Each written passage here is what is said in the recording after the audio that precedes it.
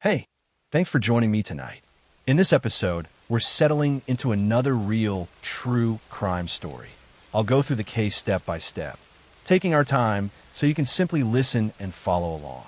Whether you're winding down for the night or just looking for something quiet in the background, I'm glad you chose this channel. If you've never commented before, feel free to say where you're listening from. I always enjoy seeing the different places people tune in from. All right, this is episode 132. Let's begin. In the early morning hours of November 15th, 2008, the quiet town of Middletown, Connecticut, was still wrapped in the calm silence that usually comes before sunrise when 23-year-old college student Alyssa Hart left her apartment to meet someone she had been communicating with online. Alyssa was studying psychology at a nearby university and working part-time at a bookstore to support herself while finishing school. Friends described her as thoughtful, curious, and cautious in most aspects of her life. Like many students at the time, she occasionally used online classified websites to buy and sell items or connect with people about shared interests. In the days leading up to that morning, she had exchanged several messages with someone who claimed to be interested in purchasing a used laptop she had advertised for sale. The messages were polite and straightforward, discussing the condition of the computer and arranging a time to meet in person. To Alyssa, it appeared to be a normal transaction, the type that happened frequently between strangers through online marketplaces. Before leaving her apartment that morning, Alyssa told a roommate that she planned to meet the buyer briefly in the parking lot of a nearby shopping center. It was not far from her home and seemed like a public place where a quick exchange could be completed safely. She took the laptop with her and drove away just after 6 in the morning. That moment would become the last confirmed sighting of her alive. When she failed to return home later that day, her roommate initially assumed that she had gone to work or class. It was only later in the afternoon, when neither her phone nor her messages received any response, that concern began to grow. By the evening, her family had contacted police, and investigators began trying to determine what had happened during that early morning meeting. The first step in the investigation was reconstructing Alyssa's communications with a potential buyer. Detectives examined the email exchanges and discovered that the person she had been speaking with used a temporary account that contained very little identifying information. The messages were brief but polite, asking questions about the laptop and suggesting the meeting location. Although the account appeared anonymous, digital records allowed investigators to trace the internet connection used to send the messages. That trace eventually led them to a residential address on the outskirts of the city belonging to a man named Marcus Delaney. Marcus Delaney was 37 years old and worked irregular jobs in construction and repair. Neighbors described him as someone who kept to himself, rarely socializing with others in the area. When investigators reviewed his background, they discovered a series of past complaints involving harassment and aggressive behavior, though none had resulted in major criminal charges. Detectives decided to bring Delaney in for questioning to ask about his communication with Alyssa. During the interview, he admitted that he had responded to an advertisement for a laptop, but insisted that he had changed his mind and never met her. According to his explanation, he simply stopped replying to her messages and had nothing to do with her disappearance. While Delaney's explanation seemed possible at first, investigators soon uncovered evidence that raised doubts about his story. Surveillance cameras from the shopping center parking lot where Alyssa planned to meet the buyer showed her car arriving shortly before sunrise. Minutes later, another vehicle entered the lot and parked several spaces away. The camera footage was grainy, but the vehicle appeared to match the description of Delaney's pickup truck. The video also showed Alyssa stepping out of her car, carrying what investigators believed was the laptop. After that moment, the footage revealed little detail about what happened next. Her car remained in the lot for several hours before it was eventually discovered later that morning by a passerby who reported it to police. Alyssa herself was gone. Forensic teams searched her car carefully and discovered small traces of blood on the passenger side door that were not immediately visible to the naked eye. The amount was minimal but enough for laboratory analysis. Investigators also recovered several fibers that did not match anything inside Alyssa's vehicle. These small pieces of evidence suggested that a struggle may have occurred outside the car before she was taken from the scene. Detectives compared the fibers with materials found in Delaney's truck after obtaining a search warrant. The results revealed a match between the fibers from the car and the upholstery inside his vehicle, strengthening the suspicion that he had been present at the meeting. When confronted with this evidence, Delaney's story began to shift. He admitted that he had gone to the parking lot to look at the laptop, but claimed that the meeting turned into an argument about the price. According to his revised statement, Alyssa refused to lower the price, and the conversation became heated before he left the parking lot alone. Investigators found the explanation unlikely because it failed to account for the blood evidence and the sudden disappearance. Further forensic testing revealed that the blood recovered from the car belonged to Alyssa, indicating that she had been injured during the encounter. As the pressure from investigators increased, Delaney eventually confessed that the meeting had escalated into violence. He admitted that he had intended to steal the laptop rather than purchase it. When Alyssa resisted and attempted to return to her car, he attacked her and forced her into his truck. According to the confession, he drove to a remote wooded area several miles away, where the situation escalated further, ultimately leading to her death. Detectives followed the details he provided and located the area where he had concealed her body.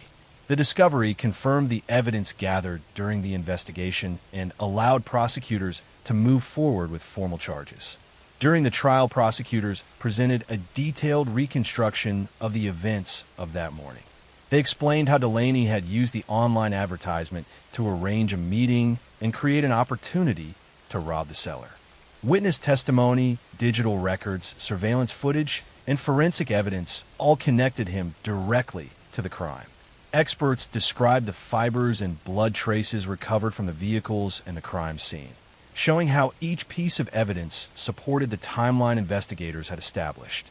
The defense attempted to argue that the confrontation had been accidental and that Delaney had panicked afterward, but the prosecution emphasized the deliberate steps he had taken to conceal the crime and mislead investigators. After hearing weeks of testimony, the jury found Delaney guilty of kidnapping, robbery, and murder. The judge sentenced him to life in prison without the possibility of parole. For Alyssa's family, the verdict provided some measure of justice, though it could never undo the loss they had endured. Her story became a reminder of the risks that can accompany meetings arranged through anonymous online marketplaces and the importance of taking precautions when interacting with strangers. The investigation demonstrated how modern forensic techniques, digital tracking, and careful reconstruction of events can uncover the truth even when a crime begins with very little information. Next story. In the summer of 1995, in the small city of Riverside, California, 33-year-old bank manager Sandra Martinez lived what many people considered a stable and predictable life. She had built a steady career in banking, was known among colleagues for her meticulous attention to detail, and lived alone in a modest apartment not far from the branch where she worked. Sandra's days followed a routine that rarely changed. She would leave home early, open the bank with her staff, work through the busy hours of customer transactions, and then return home in the evening to quiet surroundings. Friends described her as cautious and organized, someone who rarely took risks and preferred familiar patterns.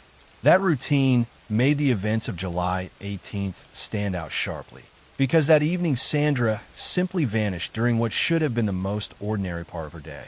Sandra had finished work shortly before closing time and left the bank around 6 in the evening. Coworkers remembered that she seemed completely normal, chatting briefly about weekend plans and mentioning that she intended to stop by a grocery store before heading home. Surveillance footage from the store later confirmed that she had indeed stopped there. She purchased a few basic items, paid in cash, and walked out carrying a small bag. That moment would become the last confirmed sighting of her alive. When Sandra failed to show up for work the next morning, her absence immediately raised concern among coworkers who knew how reliable she was. After repeated calls to her apartment went unanswered, the bank manager contacted police and reported her missing. Officers arrived at Sandra's apartment later that day and found something that made the situation even more troubling. Her car was parked outside exactly where it should have been, but inside the apartment there were subtle signs that something was wrong. The groceries she had purchased the night before were still sitting on the kitchen counter, partially unpacked. Her purse was on the table, and her keys were lying nearby. It looked as though she had entered the apartment and started putting things away before being interrupted. Yet there were no clear signs of forced entry or violent struggle. The scene suggested that Sandra had encountered someone she either trusted or at least did not immediately fear. Detectives began examining Sandra's personal and professional life in detail. They interviewed coworkers, neighbors, friends, and family members, looking for any sign of conflict or unusual behavior in the days leading up to her disappearance. At first, nothing significant emerged. Sandra had no known enemies and no obvious personal disputes. However, when investigators reviewed records from the bank where she worked, they discovered that she had recently been involved in an internal review of suspicious financial activity connected to several large withdrawals. As part of her job, Sandra had been responsible for monitoring irregular transactions, and she had flagged a series of withdrawals that appeared linked to fraudulent accounts.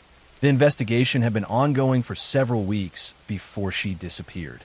Police began to explore the possibility that Sandra's disappearance might be connected to the financial irregularities she had discovered. They identified several individuals associated with the suspicious accounts, including a man named Victor Hale, who had previously been investigated for fraud in another state. Hale had recently opened multiple accounts at the bank and had been withdrawing money through a network of shell identities. Sandra had reportedly questioned the legitimacy of those accounts just days before she vanished. When detectives looked into Hale's background, they found a history of deception and financial crimes. Although he had never been convicted of violent offenses, his pattern of behavior suggested that he was willing to manipulate and exploit systems for personal gain. Investigators located Hale and brought him in for questioning. During the interview, he admitted to having accounts at the bank, but denied any involvement in Sandra's disappearance. He claimed he had never met her outside of routine banking interactions. However, detectives soon uncovered evidence contradicting his story. Security footage from the bank showed Hale visiting the branch several times in the week before Sandra vanished, often requesting to speak with her directly about account issues. Phone records also indicated that he had placed a call to Sandra's apartment the evening she disappeared, a fact he had not mentioned during questioning. As the investigation deepened, forensic teams re-examined Sandra's apartment for overlooked evidence. In the living room, they discovered faint traces of blood that had not been visible during the initial search. The pattern suggested that a struggle had occurred near the entrance to the apartment. Additional analysis revealed fibers that did not belong to Sandra and were later matched to materials found in Hale's vehicle. Detectives obtained a warrant to search the car, and inside they discovered more fibers and small traces of biological material that connected him to the scene. Confronted with this mounting evidence, Hale's explanation began to change. He admitted that he had gone to Sandra's apartment that evening to confront her about the financial investigation at the bank. According to his statement, he had become worried that her inquiries would expose the fraud scheme he had been operating through multiple accounts. During the confrontation, he claimed the argument escalated unexpectedly and turned violent. Investigators believed the confrontation had quickly spiraled out of control, resulting in Sandra's death. Hale eventually led detectives to a remote desert area outside the city where he had hidden Sandra's body. The discovery confirmed the worst fears of those who had been searching for her. Forensic evidence collected from the site further strengthened the case against him, linking the location to soil samples found in his vehicle and clothing. Prosecutors now had a complete narrative supported by physical evidence, digital records, and Hale's own statements. When the case went to trial, the prosecution carefully reconstructed the sequence of events that led to Sandra's death. They explained how her discovery of fraudulent bank activity had threatened Hale's financial scheme and how he had decided to confront her in an attempt to intimidate or silence her. Witnesses from the bank described Sandra's role in the investigation and her growing concern about the suspicious transactions. Forensic experts presented the evidence recovered from the apartment and Hale's car, demonstrating the connections that placed him at the scene of the crime. The defense attempted to argue that the confrontation had been accidental and unplanned, but the prosecution emphasized the deliberate steps Hale had taken afterward to conceal the crime. The jury ultimately found him guilty of murder and fraud-related charges. He was sentenced to life in prison, bringing an end to a case that had deeply affected the Riverside community. Sandra Martinez had simply been doing her job, investigating irregular financial activity as part of her responsibilities at the bank. Her determination to follow the evidence led her to uncover a scheme that someone was willing to protect at any cost. Next story. It was the evening of October 23rd, 1980, in the quiet town of Fall River, Massachusetts, when a young nurse named Cheryl McCabe finished her shift at a local hospital and began the short drive home that she had taken countless times before. Cheryl was 29 years old, known among co-workers as responsible, calm, and dedicated to her work. She lived a relatively simple life, balancing long hospital shifts with time spent with friends and family. Nothing about that evening seemed unusual. She left the hospital parking lot shortly after sunset, expecting to arrive home within minutes. When she failed to appear that night, those closest to her initially assumed she had stopped somewhere along the way or perhaps decided to visit a friend. But when the hours passed and no one heard from her, concern quickly turned into alarm. The next morning, Cheryl's car was discovered parked along a quiet stretch of road not far from her normal route home. The vehicle was locked, and from the outside it appeared undisturbed, yet Cheryl was nowhere to be found. Inside the car, investigators found her purse and personal belongings still in place, suggesting that she had not planned to leave voluntarily. The discovery immediately raised serious questions. Police began treating the case as a possible abduction and launched a full investigation to determine what had happened during the short drive between the hospital and her home. Detectives began by reconstructing Cheryl's final movements. Co-workers confirmed that she had completed her shift normally and had not mentioned meeting anyone that evening. Surveillance cameras were rare in 1980, so investigators relied heavily on witness interviews and physical evidence from the car and surrounding area. A few nearby residents reported seeing a vehicle parked along the roadside late that night, but none could provide a clear description. Despite the uncertainty, the information suggested that Cheryl may have been stopped by someone while driving home. The investigation continued for weeks as officers canvassed neighborhoods and questioned anyone who might have had contact with Cheryl. They examined her personal life, friendships, and workplace relationships, searching for possible motives. Yet nothing in her background suggested that she was in danger. She had no known enemies, no involvement in risky activities, and no signs of personal conflict that could explain her disappearance. The case soon became one of the most troubling mysteries in the region. Months later, investigators received a crucial tip about a local man named Daniel Henson, a mechanic who lived within driving distance of the road where Cheryl's car had been found. Henson had a reputation for aggressive behavior and had previously been questioned in connection with harassment complaints. When detectives looked more closely at his background, they discovered that he had been working late the night Cheryl disappeared and had driven along the same route she would have taken home. Although the information was not enough to charge him with a crime, it was enough to place him on the list of primary suspects. Detectives brought Henson in for questioning. During the interview, he claimed that he had been alone that night and had not encountered Cheryl. However, investigators quickly noticed inconsistencies in his account of where he had been and what he had been doing. His timeline shifted as detectives pressed him for details, raising suspicions that he was concealing something important. At the time, however, the physical evidence available to investigators was limited. Without a body or clear forensic connection to the crime, prosecutors did not yet have enough to bring charges. Years passed as the case remained unresolved. Cheryl's family continued to search for answers, working with investigators and maintaining public awareness about her disappearance. Detectives periodically revisited the evidence, hoping that new information or advances in forensic science might eventually reveal what had happened. In the late 1990s, the case was reopened and re-examined using modern investigative techniques. Forensic specialists reanalyzed physical evidence, collected from Cheryl's car, including trace fibers and biological material that earlier investigators had not been able to fully examine. The renewed analysis produced a breakthrough. DNA recovered from inside Cheryl's vehicle matched Daniel Henson, placing him in direct contact with the car on the night she disappeared. When investigators confronted him with the new evidence, his previous denials began to unravel. Under further questioning, he eventually admitted that he had encountered Cheryl while she was driving home that evening. According to his confession, he had approached her vehicle under the pretense of needing help before forcing his way inside. The encounter quickly turned violent, and he abducted her from the roadside.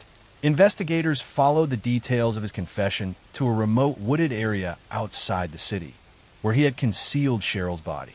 The discovery confirmed the worst fears of her family and the community that had followed the case for so many years. The evidence collected at the site, combined with the forensic results from the vehicle and Henson's own admissions, provided prosecutors with the case they had long been waiting to build. When the trial began, prosecutors carefully presented the timeline of events from the night Cheryl left the hospital to the moment her car was discovered abandoned along the roadside. They explained how Henson had crossed paths with her during her short drive home, and how the encounter escalated into abduction and murder. Forensic experts described the DNA evidence that linked him directly to the crime scene, while investigators detailed the years of work that had gone into solving the case. The defense attempted to challenge the reliability of the confession and the interpretation of the forensic evidence, but the overall weight of the case was overwhelming. The jury heard how Cheryl had simply been driving home from work when she encountered someone who chose to take advantage of that brief moment of vulnerability. After deliberating, they returned a verdict of guilty. Henson was sentenced to life in prison, bringing an end to a case that had haunted the community for decades. For Cheryl's family, the conviction provided long-awaited answers, though it could never undo the loss they had endured for so many years.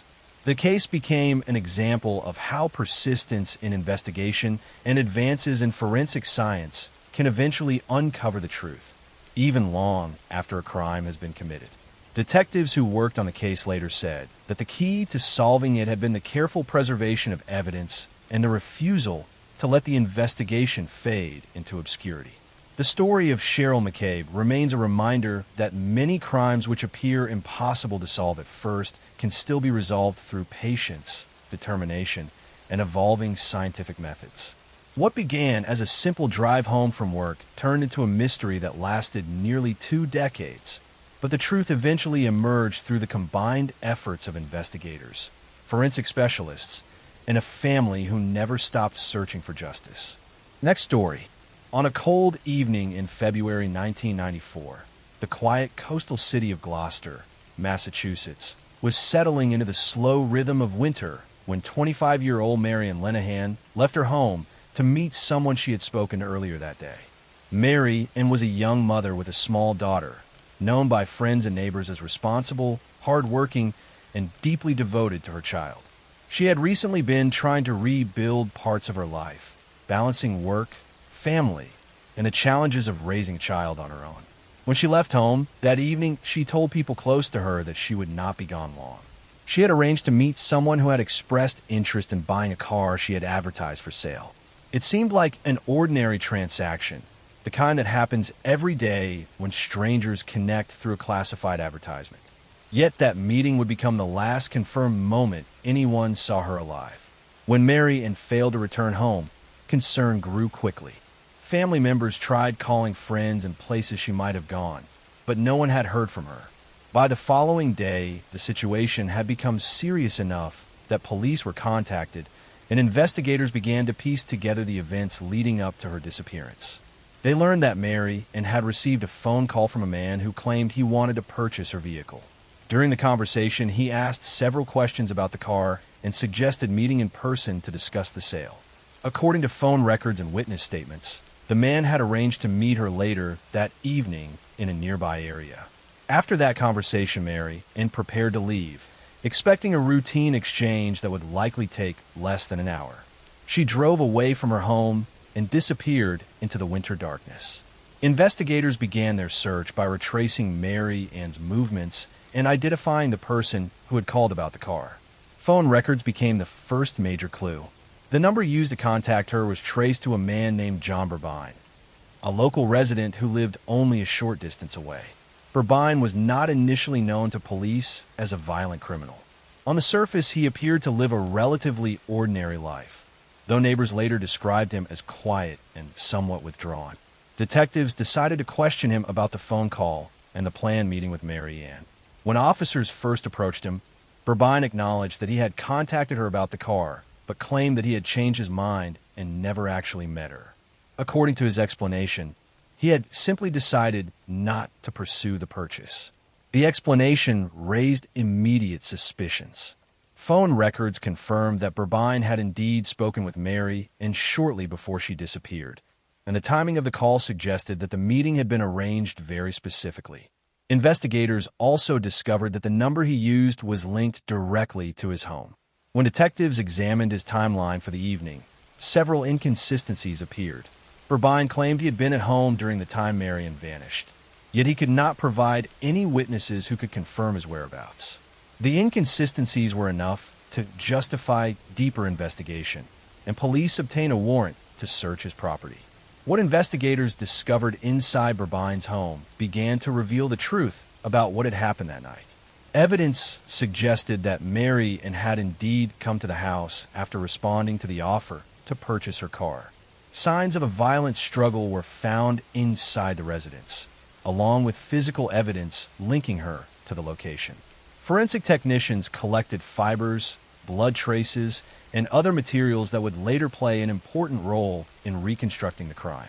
The evidence indicated that the meeting had not been a legitimate car sale, but rather a carefully planned trap designed to bring Mary into the house alone. As detectives continued their work, they began to uncover disturbing details about Burbine's actions leading up to the crime. He had intentionally searched classified listings for items being sold by women, using those advertisements as a way to make contact and arrange meetings. The pattern suggested that Mary had been specifically targeted because she appeared vulnerable and willing to meet a potential buyer in person. The strategy allowed him to lure victims into situations where he could isolate them without raising immediate suspicion. Investigators realized that the crime was not impulsive but calculated, the result of deliberate planning and manipulation. Confronted with the growing evidence against him, Burbine's story began to collapse. During further questioning, he eventually admitted that Mary had come to his home that evening. According to his confession, the meeting quickly turned violent. The details of what happened inside the house revealed the extent of the brutality involved, though investigators focused primarily on building a clear timeline and gathering the evidence necessary for prosecution. After the attack, Burbine attempted to conceal the crime by disposing of Marian's body and eliminating traces that might connect him to the murder. The investigation eventually led police to the location where he had hidden her remains. The discovery confirmed what detectives had suspected from the beginning of the case. Mary had been murdered shortly after arriving at his home. The recovery of her body provided crucial forensic evidence that strengthened the prosecution's case and allowed investigators to present a complete account of the events that had taken place that winter night. When the case went to trial, prosecutors presented a detailed narrative supported by physical evidence, phone records, and Burbine's own admissions. They explained how he had used the car advertisement as a way to initiate contact and create the opportunity for the crime. Witnesses testified about Mary Ann's plans that evening, confirming that she had left home expecting a legitimate meeting. Forensic experts described the evidence recovered from the house and the location where her body was found, demonstrating how the investigation had linked Burbine directly to the murder. The defense attempted to challenge aspects of the timeline and suggested alternative interpretations of certain pieces of evidence. But the prosecution's case was strong and carefully constructed. Jurors heard how the phone call had led Mary indirectly to the person responsible for her death, and how the forensic evidence connected the crime scene to Burbine's home. After reviewing the evidence and testimony, the jury found him guilty of murder. He was sentenced to life in prison, ensuring that he would never again be able to harm anyone in the community. For Mary Ann's family, the trial brought a measure of justice, but could never undo the loss they had suffered. Her daughter would grow up without her mother, and the community of Gloucester would carry the memory of a crime that shattered the sense of safety people had long taken for granted. The case became a sobering reminder of how easily ordinary situations can be manipulated by those with violent intentions. A simple classified advertisement, something meant to connect buyers and sellers, had been turned into a tool for deception and harm. The investigation also highlighted the importance of careful detective work and the role of forensic evidence in uncovering the truth. Next story. I'm going to tell you a story about a disappearance that looked ordinary at first. A young woman who simply failed to return home after work, until investigators uncovered a carefully constructed lie that lasted for years and exposed one of the most chilling cases of calculated murder hidden behind everyday routine. On the evening of April 30th, 2009, 29-year-old Melissa Huckabee finished her day in Tracy, California, a quiet Central Valley city where neighbors recognized each other and children played freely in apartment courtyards. Melissa lived in a small complex near Clover Road with her young daughter. She worked, attended church regularly, and maintained close contact with her family. Nothing about her life suggested danger. That same weekend, 8-year-old Sandra Canada disappeared. Sandra was energetic, social, and known throughout the apartment complex. Security cameras captured her skipping happily through the neighborhood on April 4th, 2009, wearing a pink Hello Kitty shirt. She was last seen playing outside near her home. Within hours, panic spread. Volunteers searched fields, drainage canals, and nearby parks. Hundreds of residents joined law enforcement in one of the largest search efforts the town had ever seen. Among the volunteers helping organize prayer vigils and search gatherings was Melissa Huckabee. She was not a stranger to Sandra's family. Huckabee was a Sunday school teacher at a local church attended by children from the neighborhood, including Sandra. She comforted grieving relatives, spoke gently to reporters, and appeared deeply affected by the disappearance. For weeks, there were no answers. Then, on April 10th, a farm worker discovered a suitcase submerged in an irrigation pond miles away from Tracy. Inside was Sandra Cantu's body. The case immediately shifted from missing child investigation to homicide. Detectives began reconstructing Sandra's final movements. Surveillance footage became crucial. Cameras showed Sandra walking toward the direction of Huckabee's residence shortly before she vanished. Investigators learned that Huckabee had access to a travel suitcase similar to the one recovered from the pond. At first, Melissa Huckabee cooperated fully. She spoke calmly with detectives. She denied involvement, but forensic testing soon introduced devastating evidence. Sandra's DNA was found inside Huckabee's home. More specifically, evidence linked the child to Huckabee's trailer and personal belongings. Investigators also discovered inconsistencies in Huckabee's timeline during the critical hours when Sandra disappeared. Phone records and witness statements began contradicting her claims. As pressure mounted, Huckabee attempted suicide while under police observation. She survived, and shortly afterward, investigators obtained a confession. According to court records, Huckabee admitted that Sandra had come to her residence and that she restrained the child before placing her into the suitcase. Prosecutors later stated that Sandra died from asphyxiation after being confined inside. The motive shocked investigators because it appeared disturbingly senseless. There was no ransom demand, no long-term abduction plan. The crime seemed impulsive, yet followed by calculated attempts to conceal evidence. In September 2010, Melissa Huckabee pleaded guilty to kidnapping, sexual assault, and murder. By pleading guilty, she avoided the death penalty. She was sentenced to life imprisonment without the possibility of parole. For the community of Tracy, the betrayal cut deeply. Huckabee had presented herself as a trusted adult figure, someone parents believed was safe around children.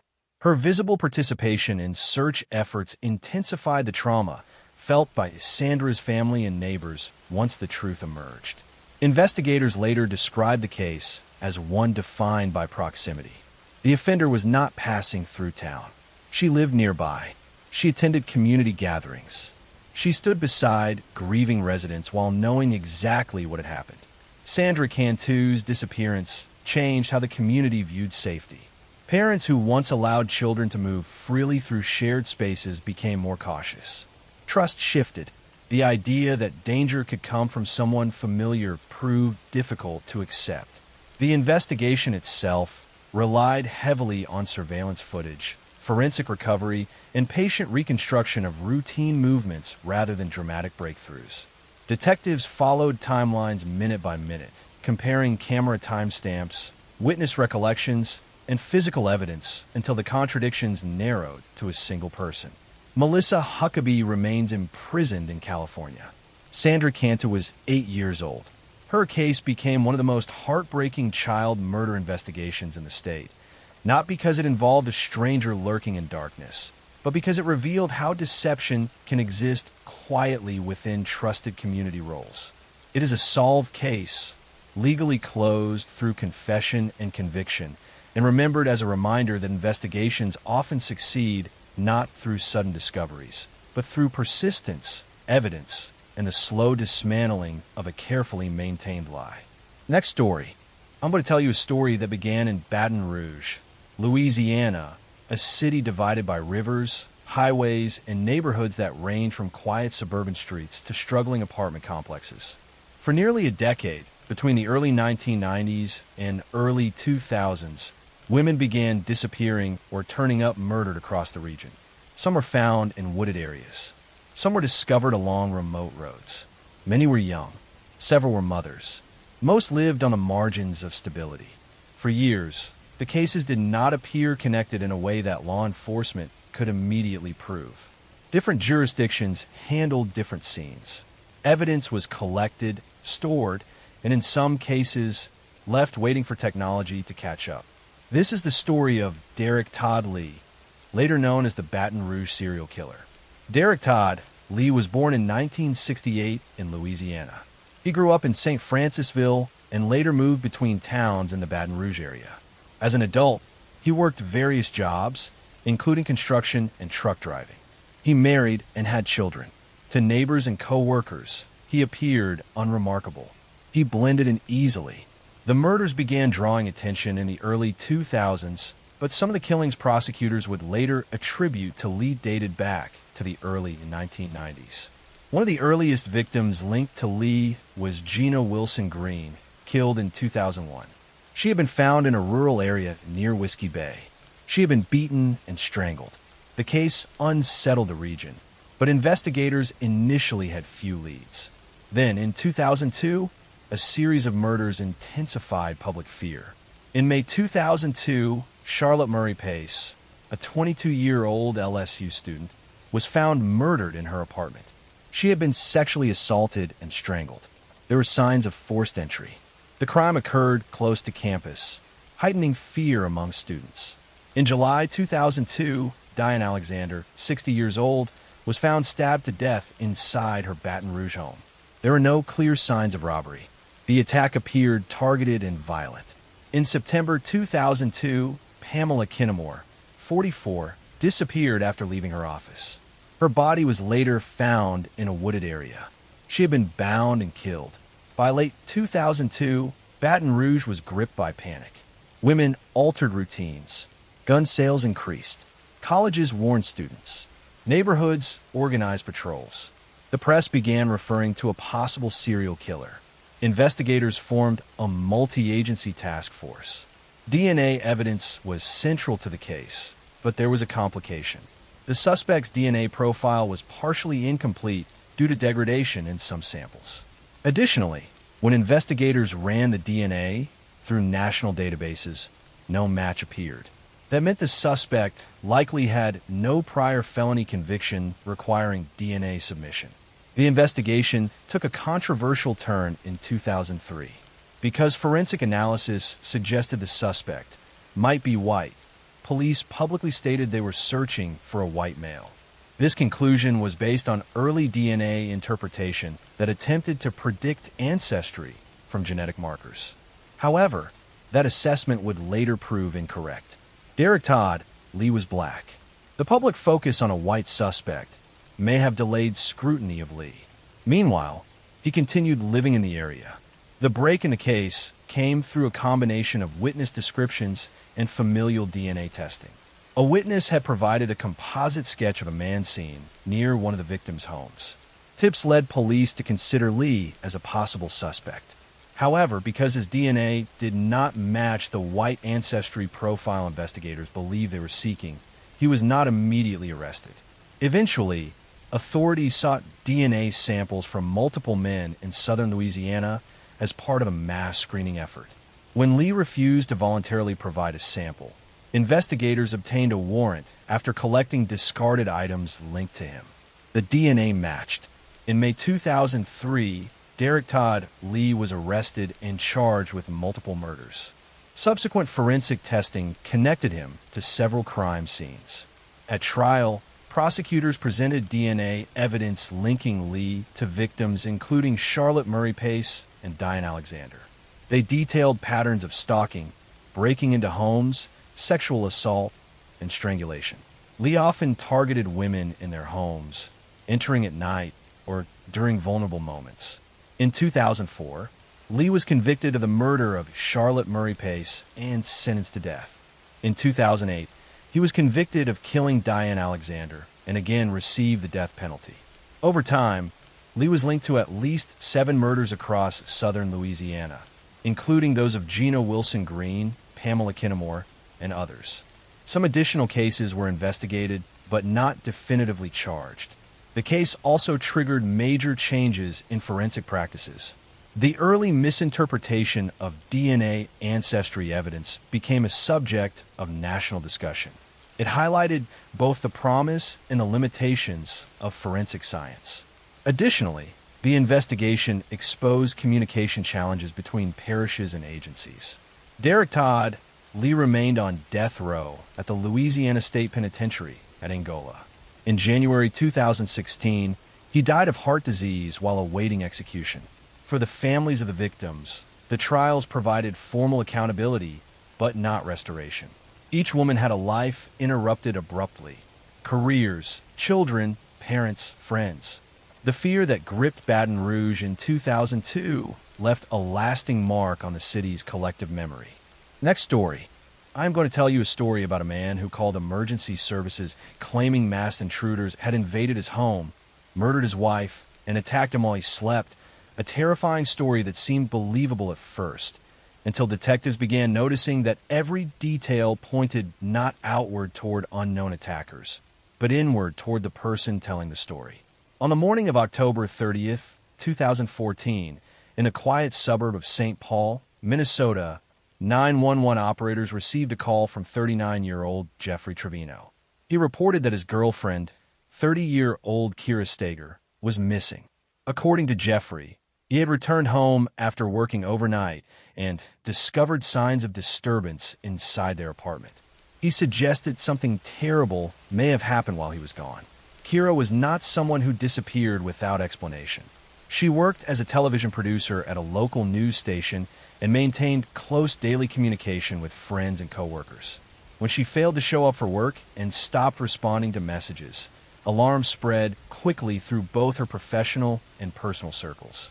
Police entered the apartment shared by Kira and Jeffrey and immediately noticed inconsistencies.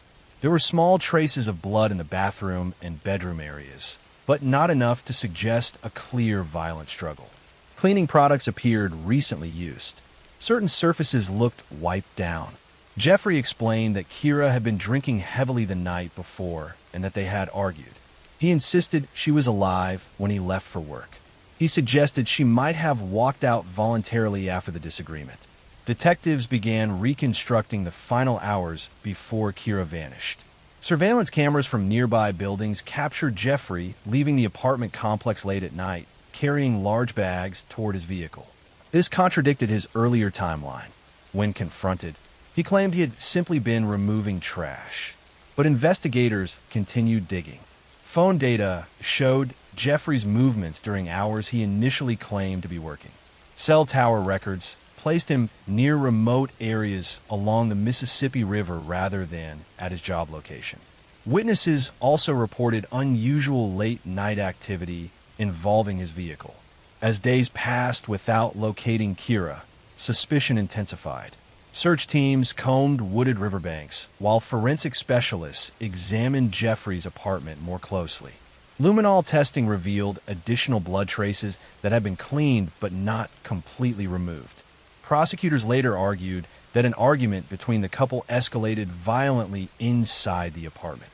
Kira suffered fatal injuries during the confrontation. Rather than call for help, Jeffrey allegedly attempted to conceal the crime by cleaning the scene and disposing of her body. For months, Kira remained missing.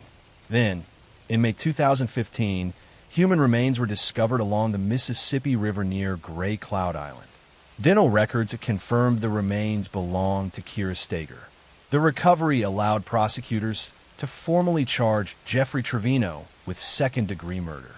During trial proceedings, investigators presented surveillance footage, digital movement tracking, forensic cleaning evidence, and inconsistencies in Jeffrey's statements.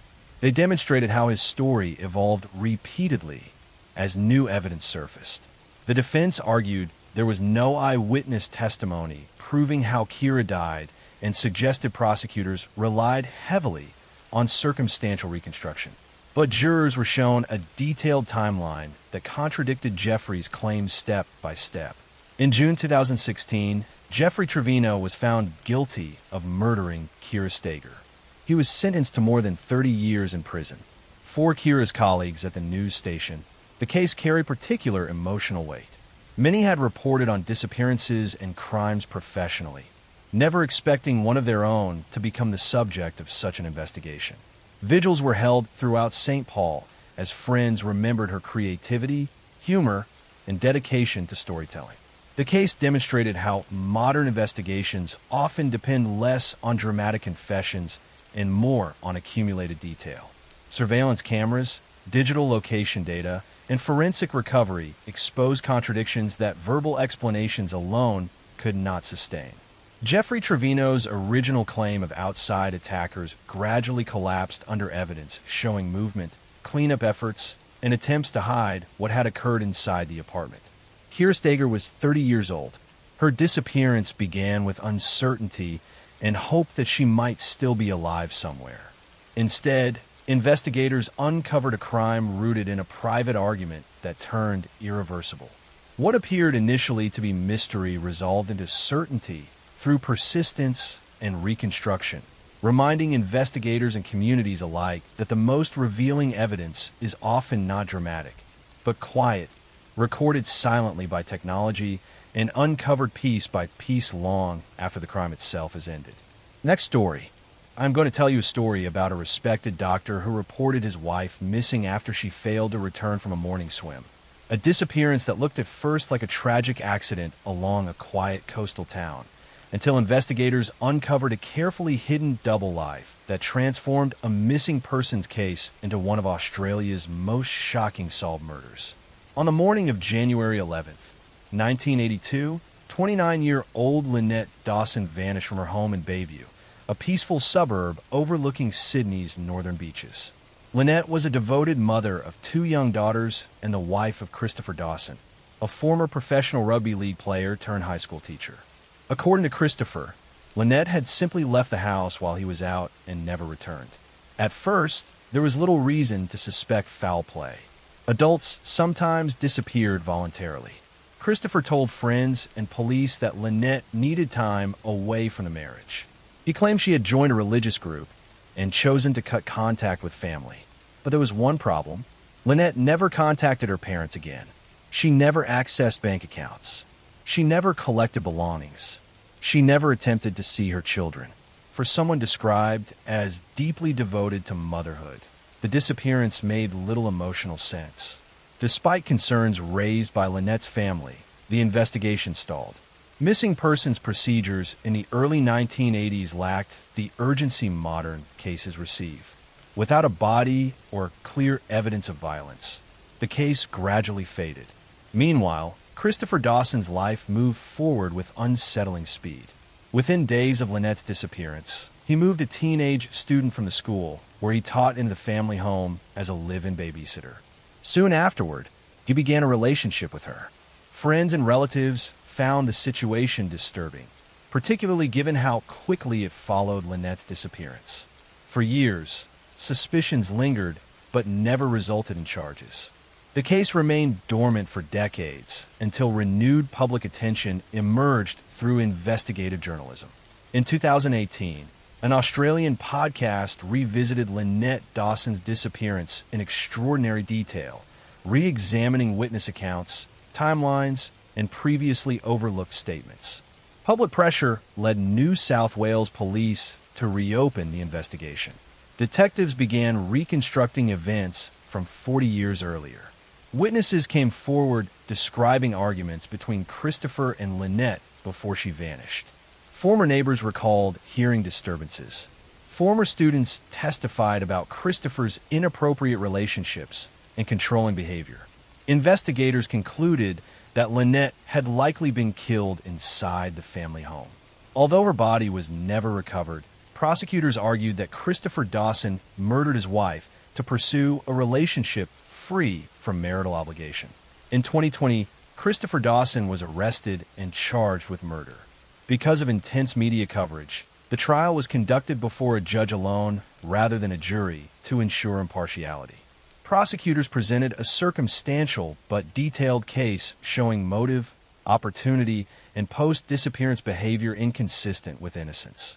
They emphasized that Lynette had left behind everything central to her life, including children she loved deeply. Financial inactivity, lack of communication, and Dawson's immediate replacement of his wife formed a pattern the court considered highly significant.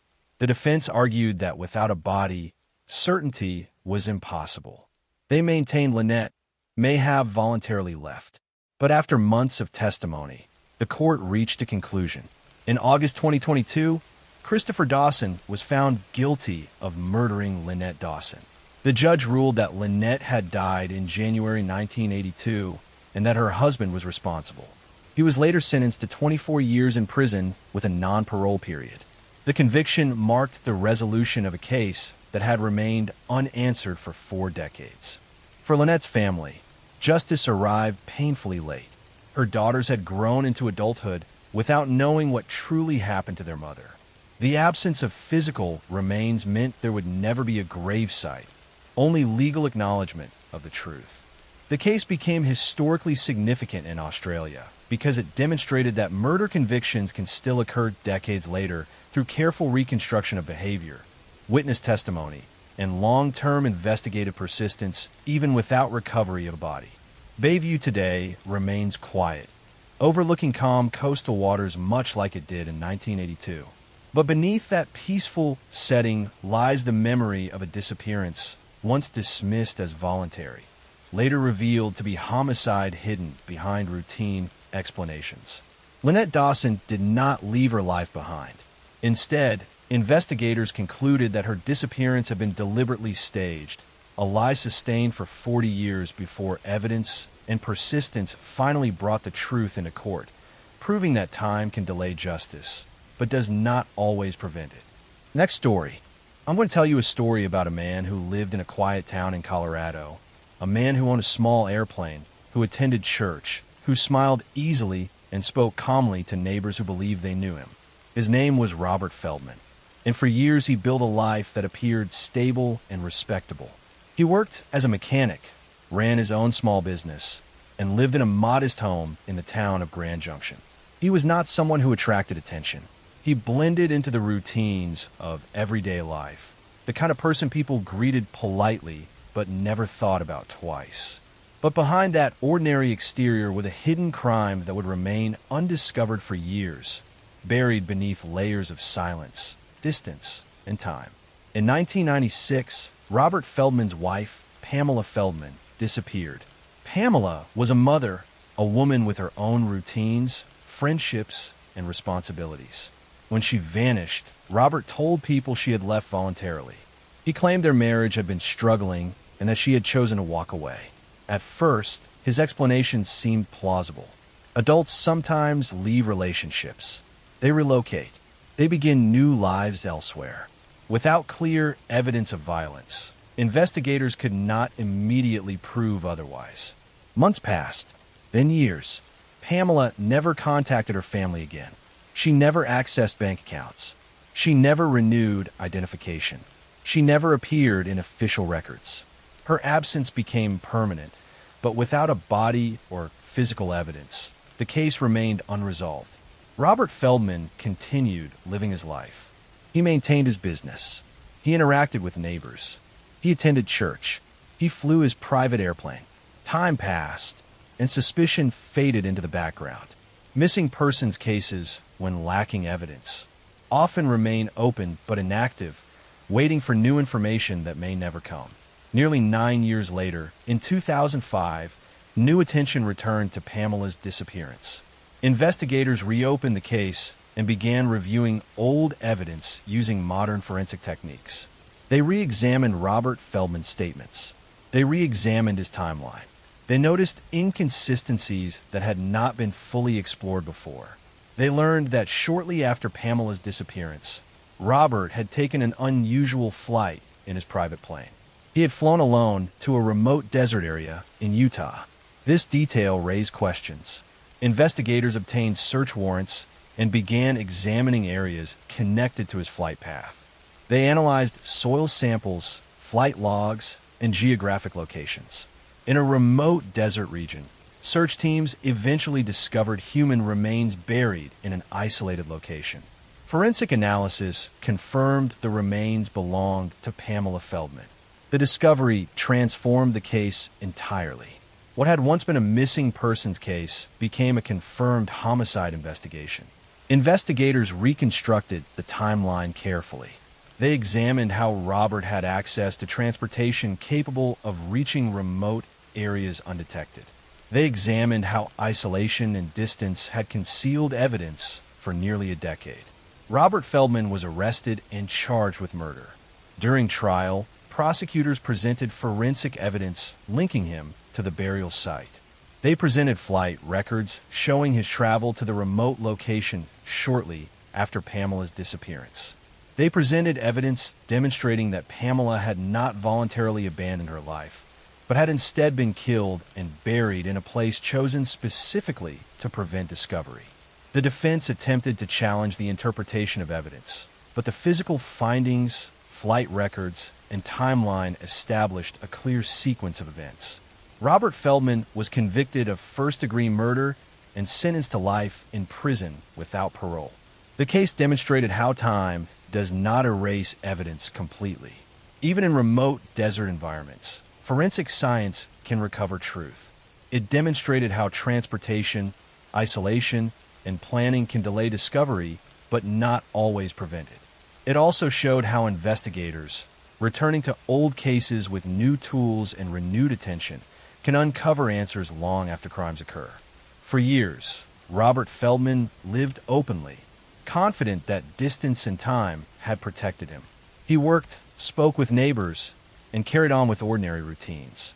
But buried beneath desert soil was physical evidence that remained silent until investigators found it, examined it, and reconstructed the truth piece by piece, restoring the identity of a victim who had been hidden from the world but never truly erased. Next story. I'm going to tell you a story about a man who wanted a new life so badly that he decided the only way to get it was to erase the one he already had. This is a true crime story about Chris Watts, not told as headlines or courtroom clips, but as a slow unfolding of events, decisions, lies, and silences that led to one of the most disturbing family murders in recent history. Chris Watts grew up in North Carolina in a quiet, ordinary environment. He was not a troublemaker. He was not violent. People who knew him described him as introverted, passive, and eager to please. He avoided conflict. He followed rules. He did what was expected of him. That tendency stayed with him into adulthood. He married Shannon Watts, a strong, energetic, outspoken woman who brought structure and ambition into his life. Shannon was deeply involved in social media, constantly sharing moments of her life, her marriage, her children. She worked in direct sales and built an identity around positivity, motivation, and family. Together, They had two daughters, Bella and Celeste. From the outside, the family appeared stable. The house was clean. The children were dressed neatly. Chris worked steadily as an oil field operator in Colorado. Shannon posted smiling photos. Friends commented with admiration. But inside the marriage, tension was growing quietly. Chris felt increasingly invisible. Shannon was dominant in decision-making. Their finances were strained. Their schedules were exhausting. Chris did not voice his frustration. He absorbed it. He retreated inward, doing what he had always done when overwhelmed. Then, in 2018, Chris began an affair with a co-worker, Nicole Kessinger. With Nicole, Chris felt something unfamiliar. Freedom, lightness, attention without responsibility. He reinvented himself emotionally. He spoke as if his marriage was already over, as if his children were obstacles rather than people. The more he imagined a future with Nicole, the more his existing life felt like a trap. Instead of confronting reality, Chris chose avoidance. In August 2018, Shannon traveled out of state for work. During that time, Chris lived as if unburdened. When Shannon returned home late at night on August 13th, tired and pregnant, the distance between them was unmistakable. That night, inside their home, Chris made a decision that cannot be separated from weeks of internal detachment. He killed Shannon. The act itself was quiet. No screaming reported. No forced entry. No chaos. Afterward, Chris did not flee. He did not panic. He prepared for work. Before leaving, he carried the bodies of his daughters, still alive at that point, placed them in his truck, and drove to his oil site. At that location, he murdered them as well and disposed of their bodies in oil tanks. Then he went about his day. When Shannon failed to answer calls later that morning, friends became concerned almost immediately. Shannon was communicative, predictable. She would never disappear without explanation. Police arrived at the Watts home for a welfare check. Chris appeared nervous but cooperative. His speech was oddly rehearsed. He spoke in future tense about his missing family, as if narrating rather than experiencing fear. Investigators noticed small things. His emotional responses did not align with urgency. He volunteered information that was not requested. He avoided direct eye contact when discussing details. Surveillance footage from a neighbor showed Chris backing his truck into the driveway early that morning, something he rarely did. The footage did not show Shannon leaving the house. Pressure increased quickly. During interviews, Chris claimed Shannon had taken the children and left, but there was no evidence, no phone usage, no bank activity, no preparation. The story did not match her personality. Police did not accuse him outright. They waited. During a polygraph examination, Chris's emotional control collapsed. His breathing changed. His speech slowed. When told he failed the test, he confessed, but only partially. First, he claimed Shannon killed the children, and he reacted in rage. Investigators listened calmly. Then they pressed gently. Eventually, the full truth emerged. Chris once admitted to killing his wife and daughters. The confession was chilling not because of emotion, but because of its absence. He spoke in matter-of-fact language. He described actions without reflection. It was as if he had already separated himself from the gravity of what he had done. At sentencing, the court heard impact statements from Shannon's family. They spoke of love, trust, and betrayal. Chris listened quietly, occasionally nodding, his expression unchanged. He was sentenced to multiple life terms without parole. What makes this story haunting is not just the violence. It is the emptiness. There was no explosive anger, no sun breakdown, no visible warning signs, just withdrawal. This crime did not begin the night Shannon came home. It began months earlier when Chris stopped seeing his family as people and started seeing them as barriers. This story reminds us that silence can be dangerous when it hides resentment. That avoidance, when paired with fantasy, can become lethal. And that sometimes the most terrifying crimes are committed not by monsters, but by people who simply decide to erase reality instead of facing it. Chris Watts now lives behind concrete walls, his imagined future gone, his real one reduced to memory and consequence. And Shannon, Bella, and Celeste are remembered not as victims of a moment, but his lives lost to a choice that should never have been made. Next story. I'm going to tell you a story about a man who hid behind routine and discipline, who blended into suburban life so completely that he was trusted by neighbors, respected by coworkers, and ignored by suspicion, while quietly becoming one of the most prolific and terrifying murderers in American history. This is a true crime story about patience, escalation, and how a predator who believed he had outrun time was finally caught decades later by science itself. For years in California, something moved silently through quiet neighborhoods at night. It did not break doors or smash windows. It slipped inside through unlocked entrances, cut phone lines, and waited in the dark. Families slept unaware that someone was standing just feet away, listening to their breathing, memorizing their homes. This presence would eventually become known by many names. The East Area Rapist, the original Night Stalker, the Golden State Killer. But for a long time, he had no face. In mid-1970s, a series of sexual assaults began in Northern California. The attacker targeted women inside their own homes, often while their partners were present. He would bind victims with shoelaces or cords taken from the house, stack dishes on a man's back, and whisper threats that if he heard a sound, he would kill them both. Then he would assault the woman repeatedly, sometimes staying for hours, eating food from the kitchen, wandering the house as if it belonged to him. Police were overwhelmed. There were no clear fingerprints. Witness descriptions varied. The attacker seemed to know police procedures, patrol routes, and response times. He escaped on foot or bicycle through backyards, drainage canals, and fences. Each time officers arrived, he was already gone. What made the crimes even more disturbing was the psychological cruelty. The attacker would call victims weeks or months later, breathing into the phone, reminding them that he was still watching. He wanted them to know that safety was an illusion, that even time could not protect them. Then, without warning, the attacks escalated.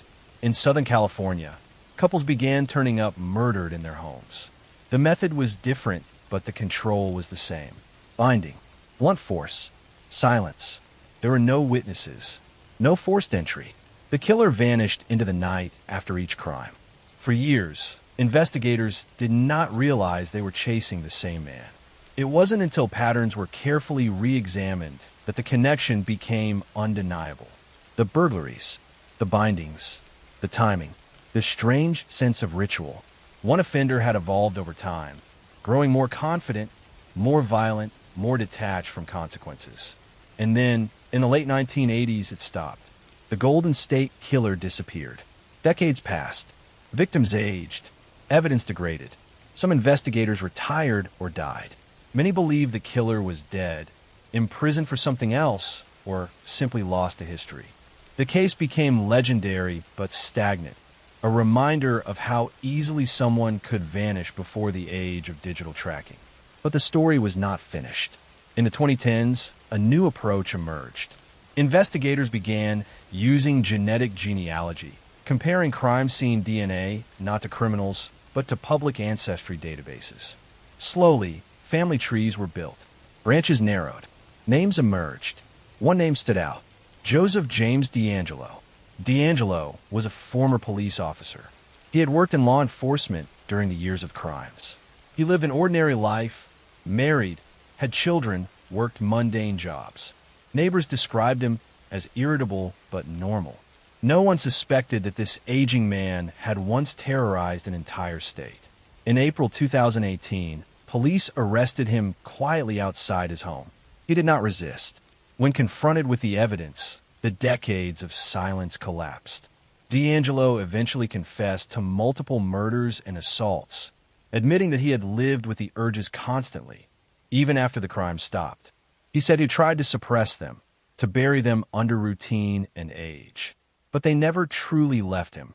In 2020, Joseph DeAngelo was sentenced to multiple life sentences without the possibility of parole. In court, victims finally faced the man who had stolen their sense of safety so long ago. Many spoke not with anger, but with strength, reclaiming voices that had been taken from them in the dark. This case is haunting because it spans generations, because it shows how a predator can hide behind uniforms, jobs, and family roles. How time does not erase harm, and how science, persistence, and memory can reach back across decades to deliver justice. The Golden State Killer believed he had outrun consequence. He believed age had made him invisible. But the past does not forget. It waits, and sometimes it catches up quietly, without drama, without warning, closing the door forever. Next story. I'm going to tell you a story. A quiet story about a family that looked perfect from the outside. A story about trust, control, and a death that was made to look like an accident. Take a moment and settle in. In a quiet neighborhood in Pleasant Grove, Utah, there lived a woman named Michelle McNeil. She was a mother of 8 children, a devoted wife, and by most accounts, a kind and gentle person. Her husband, Martin McNeil, appeared successful. He was a doctor and a lawyer, respected, well-spoken, confident. To the outside world, they were a stable, accomplished family. But inside their home, things were very different. In December of 2008, Michelle was recovering from a cosmetic surgery, a facelift. It wasn't something she truly wanted, but Martin had insisted. He told her it would help her feel better, look better, be happier. Michelle trusted him. After all, he was a doctor, and he was her husband. During her recovery, Martin took control. He managed her medications. He decided what she took. And when she took it, Michelle was weak, in pain, and heavily medicated. On the morning of April 11th, 2007, Martin called 911. His voice was calm, controlled. He told the operator he had found his wife unresponsive in the bathtub. When paramedics arrived, Michelle McNeil was already dead. She lay in the tub, water still around her. Martin told police that she must have collapsed while bathing. That was a tragic accident, possibly related to her surgery. At first, authorities believed him. The case was closed, but Michelle's daughters were uneasy. Something didn't feel right. Their parents' marriage had been strained for years. They had seen their father behave strangely, cold, secretive, and then something disturbing happened. Just 2 weeks after Michelle's death, a woman moved into the family home. Her name was Gypsy Willis. Martin introduced her as the nanny, but the daughters knew better. They soon discovered the truth. Gypsy was not a nanny. She was Martin's mistress, and the affair had been going on for years. The timing made no sense. Their mother had barely been buried, and another woman was already living in her place. That was the moment the daughters began asking questions. They looked into Michelle's surgery, the medications, the recovery. They learned that the drugs Michelle had been given should never have been taken together. The combination was dangerous, potentially fatal. Those medications could cause someone to lose consciousness, slow their breathing, leave them helpless. And Martin had controlled every dose. The daughters went to police. They said they believed their father had overdosed their mother, that once she was unconscious, he drowned her in the bathtub. At first, investigators hesitated, but the daughters didn't stop. They kept pushing. Medical experts reviewed the evidence again. They found that the medications in Michelle's system were not taken gradually. They had been given all at once. That detail changed everything. Investigators also uncovered something else.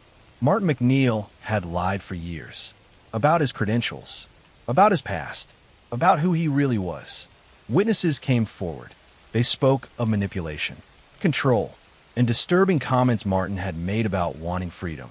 In 2012, 5 years after Michelle's death, Martin McNeil was arrested. He was charged with murder. Prosecutors said he forced Michelle into surgery, over-medicated her, and when she lost consciousness, he staged her death to look like an accident. At trial, Michelle's daughters testified. They spoke calmly, but firmly. They described their mother's fear, her weakness, and their father's behavior after her death.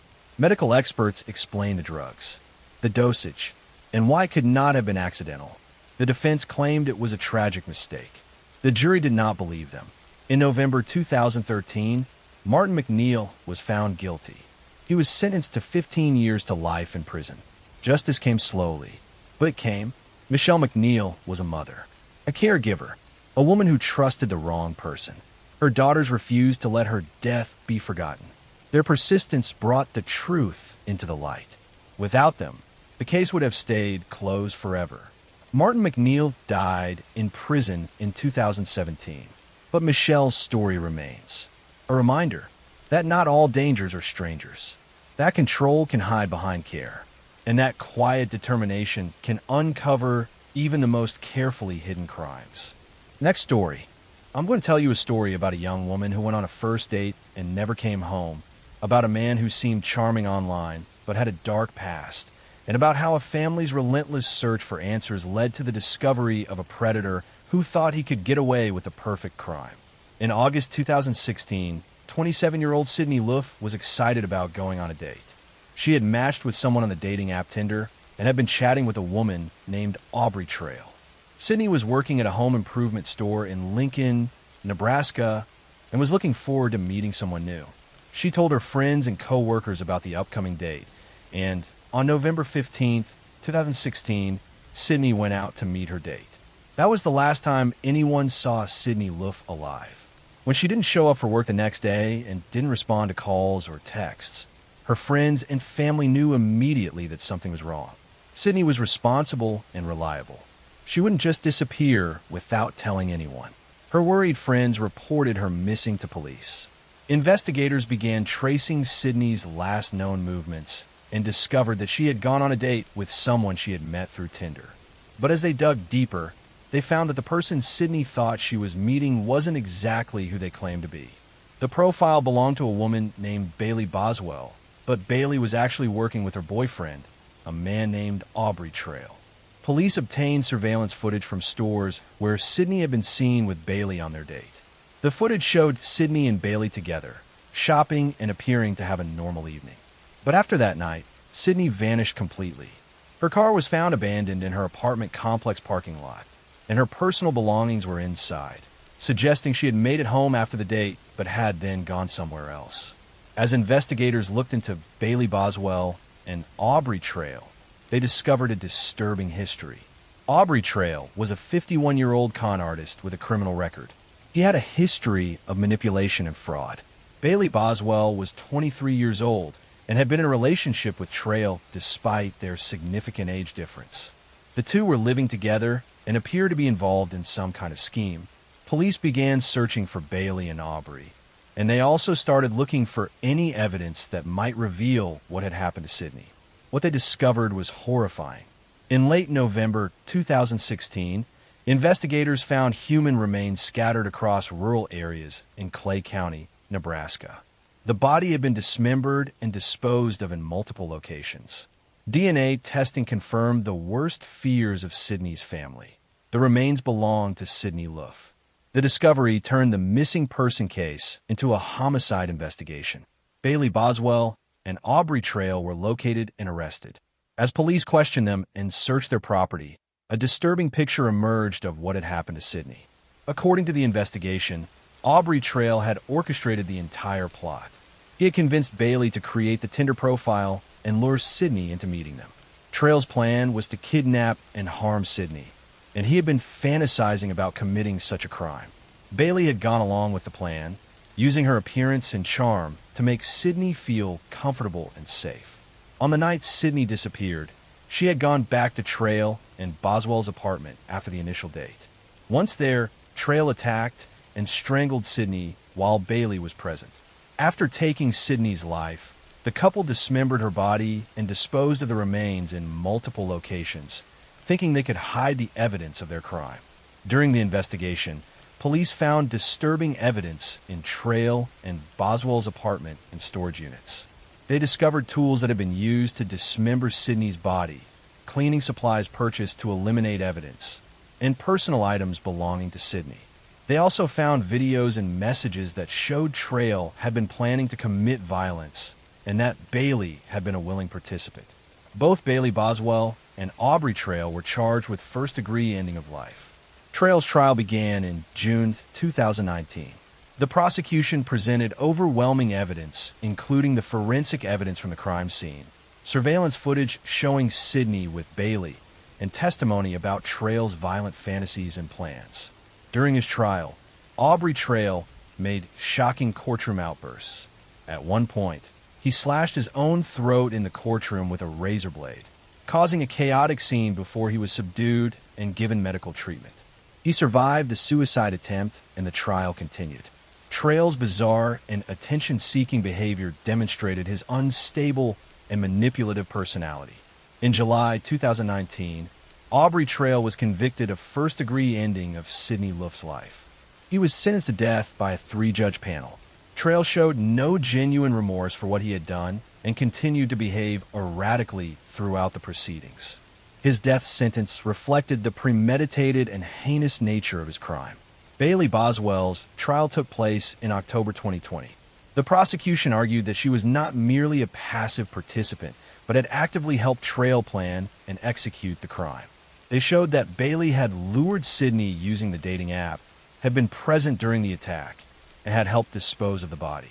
Bailey claimed she had been manipulated and controlled by Trail, but the evidence showed she had been a willing participant. Bailey Boswell was also convicted of first-degree ending of life. She became one of the few women in Nebraska history to be sentenced to death.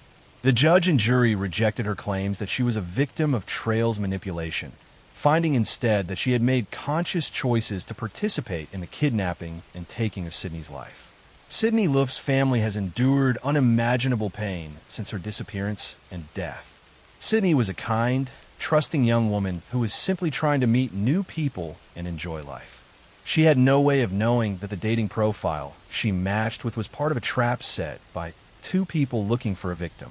The case highlighted the potential dangers of online dating and the importance of safety precautions when meeting people from apps. Sydney had told friends about her date and had seemed to take reasonable precautions, but she still encountered predators who saw her as prey rather than a person.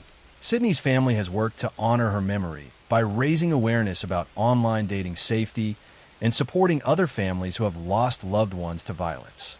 They remember Sydney for her bright smile, her love of animals, and her kind heart. She was taken from them by 2 people who valued their twisted desires more than human life. But Sydney is remembered for who she was, not for how she died. Aubrey Trail and Bailey Boswell remain on death row in Nebraska, where they will likely spend years in appeals before any execution could take place. But regardless of when or if their sentences are carried out, they have already lost their freedom and will never again be able to harm anyone the way they harmed Sydney Luft. Next story. I'm going to tell you a story about a boarding house that became a death trap, about elderly lodgers who disappeared without trace, and about how one woman exploited the most vulnerable for decades. In the working-class neighborhoods of Reading, England, during the 1890s, a woman named Amelia Satch ran what appeared to be a respectable lying-in house, a facility where unmarried women could give birth discreetly and either keep their babies or arrange for adoption. She worked with an associate named Annie Walters, who claimed to place babies with good families. Together, they offered desperate young women a solution to an impossible social problem in Victorian England, where unmarried motherhood meant complete social ruin. But Amelia Satch and Annie Walters were not finding homes for these babies. They were ending the infants' lives shortly after birth, keeping the fees mothers paid, and disposing of the tiny bodies. Between 1900 and 1902, they operated this deadly scheme, taking advantage of women who were already in desperate circumstances and had no power to follow up on their children's welfare. This is the story of Amelia Satch and Annie Walters, known as the Finchley Baby Farmers. In 1902, they were arrested after police discovered the body of an infant and traced it back to their operation. Investigation revealed they had been systematically ending the lives of newborns for financial gain. Their trial shocked Victorian England, and they became the last women executed together at Holloway Prison in 1903. Amelia Satch was born in 1873 in England. She came from working-class origins and worked as a nurse before establishing her lying-in house. She was intelligent and recognized a profitable opportunity in the desperate circumstances of unmarried pregnant women. Victorian society was unforgiving toward women who bore children outside marriage, and many would pay substantial sums for discretion and promises that their babies would be cared for. Annie Walters was born in 1856 and was older than Amelia. She presented herself as someone who arranged adoptions, claiming to have connections with families seeking to adopt infants. She would tell mothers that she had found perfect homes for their babies and would take the infants away, supposedly to deliver them to their new families. The two women worked together in a calculated partnership. Amelia would operate the lying-in house where women would come to give birth.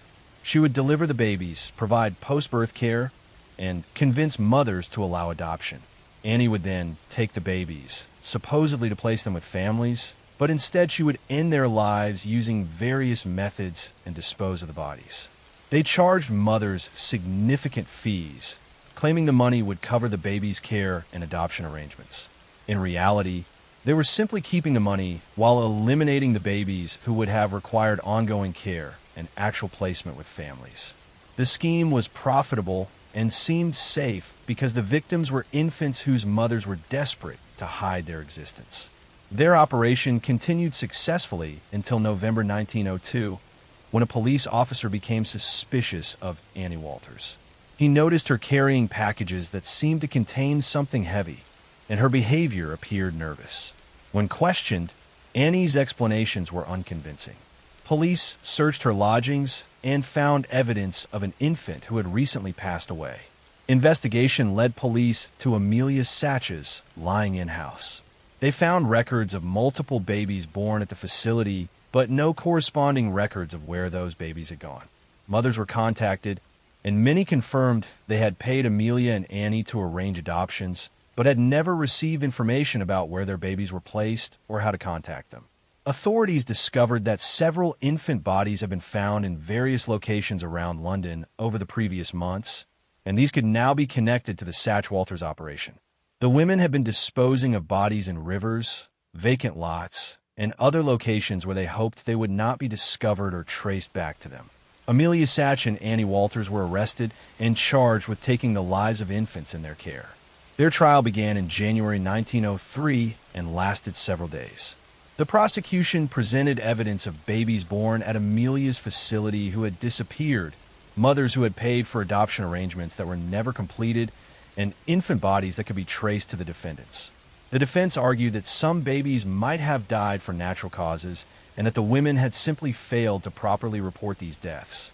But the evidence showed a clear pattern of babies being taken from mothers, fees being collected, and infants systematically disappearing without any legitimate adoption records or evidence they had been placed with families. The jury convicted both women of deliberately ending infants' lives for financial gain. On January 23, 1903, they were sentenced to execution by hanging. The sentence was carried out on February 3, 1903, at Holloway Prison in London. Amelia Satch was 49 years old and Annie Walters was 47. They became the last two women to be executed together in England. Their case highlighted the vulnerability of unmarried mothers in Victorian society and the existence of baby farming operations that exploited desperate women. The social stigma of unmarried motherhood created conditions where women felt they had no choice but to surrender their babies to people like Satch and Walters, trusting promises that were complete lies. The case led to reforms in adoption regulations and oversight of facilities caring for infants. It sparked public discussion about the need for better support systems for unmarried mothers and stricter monitoring of adoption arrangements.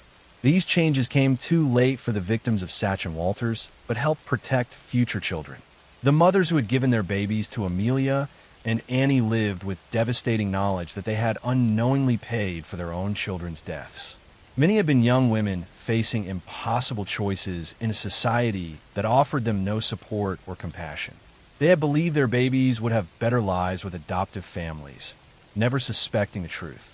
Amelia Satch and Annie Walters represent a dark chapter in Victorian England's history, when vulnerable infants became commodities and desperate mothers became victims of predators who exploited their circumstances for profit. Their execution marked the end of their particular operation, but baby farming continued in various forms until stricter regulations finally made such crimes more difficult to commit and conceal.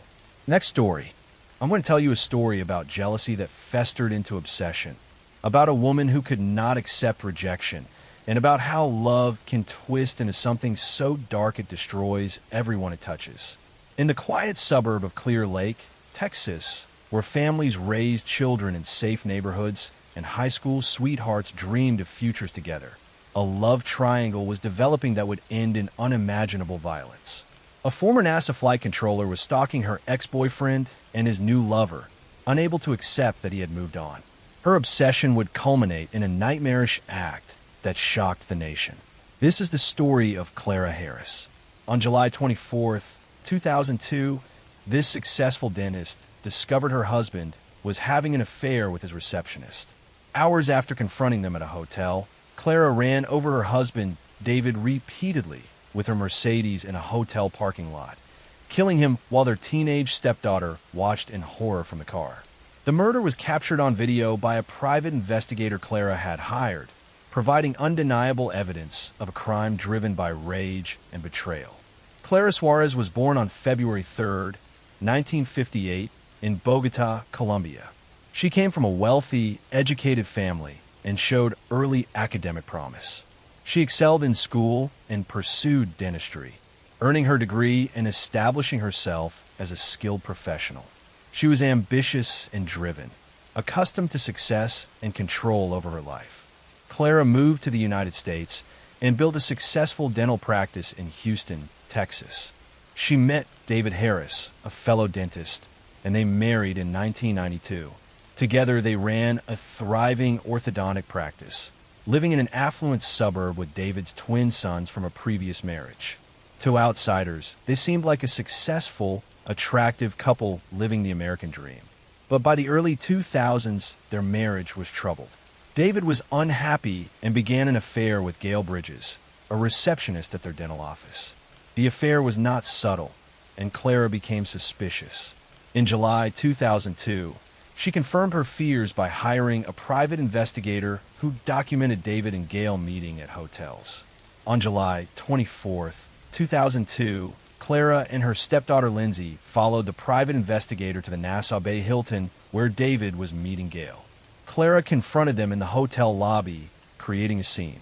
Hotel staff intervened and asked everyone to leave. David and Gail went to the parking lot. What happened next was captured on video by the private investigator's camera. Clara got into her silver Mercedes with Lindsay in the passenger seat. She spotted David and Gail in the parking lot and accelerated toward them. David pushed Gail out of the way, saving her, but Clara struck him with the car, knocking him down. Then Clara did something that transformed an act of rage into calculated murder. She circled the parking lot and ran over David's body again and again. Witnesses counted 3 or 4 times that she deliberately drove over her husband while Lindsay screamed for her to stop. When Clara finally stopped, David was dead, his body crushed beneath the wheels of the car his wife had been driving. Clara immediately began claiming it was an accident, that she had lost control of the vehicle. But the video evidence was damning.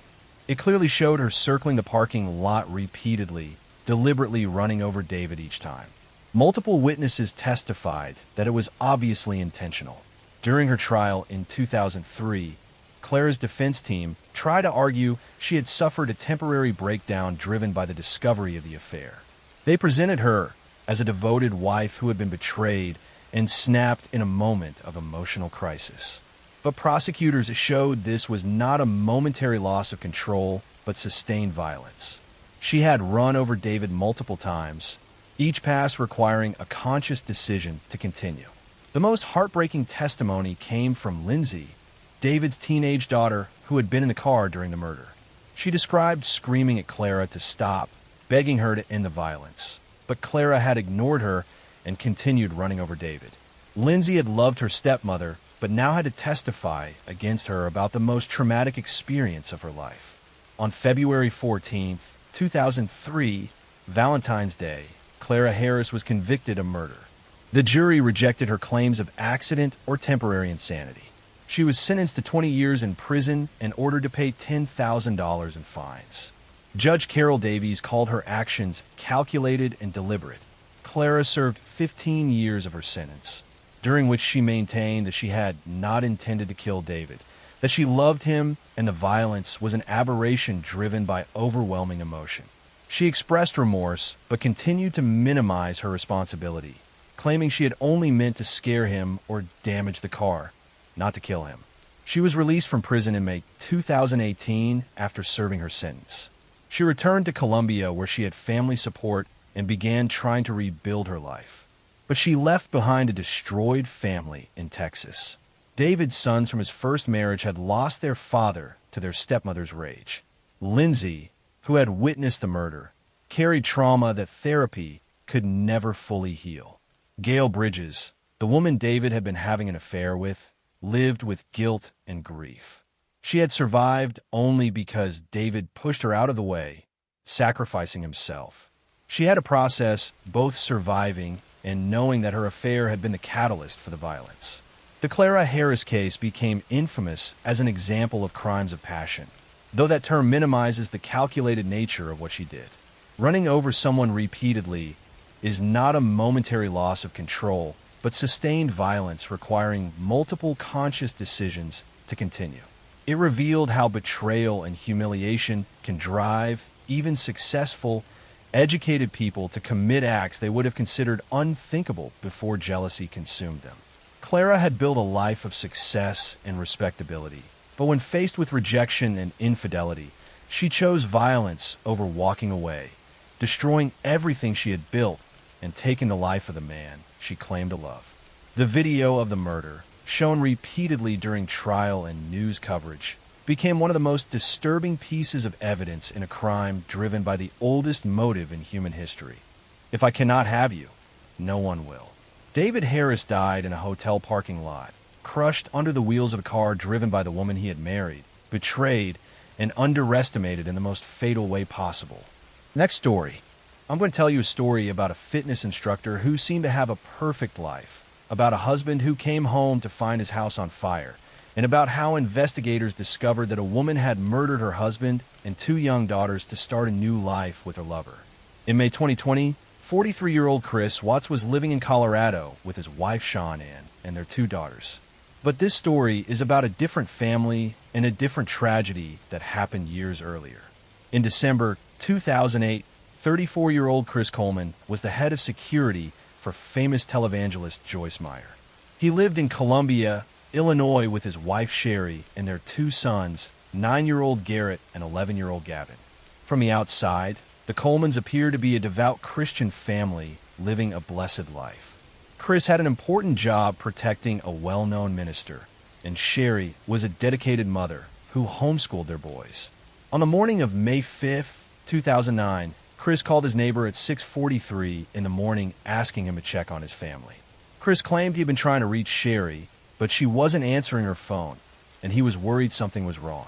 Chris said he was on his way home from the gym, but was concerned about his wife and children. The neighbor went to the Coleman home, and when no one answered his knocks, he looked through the windows.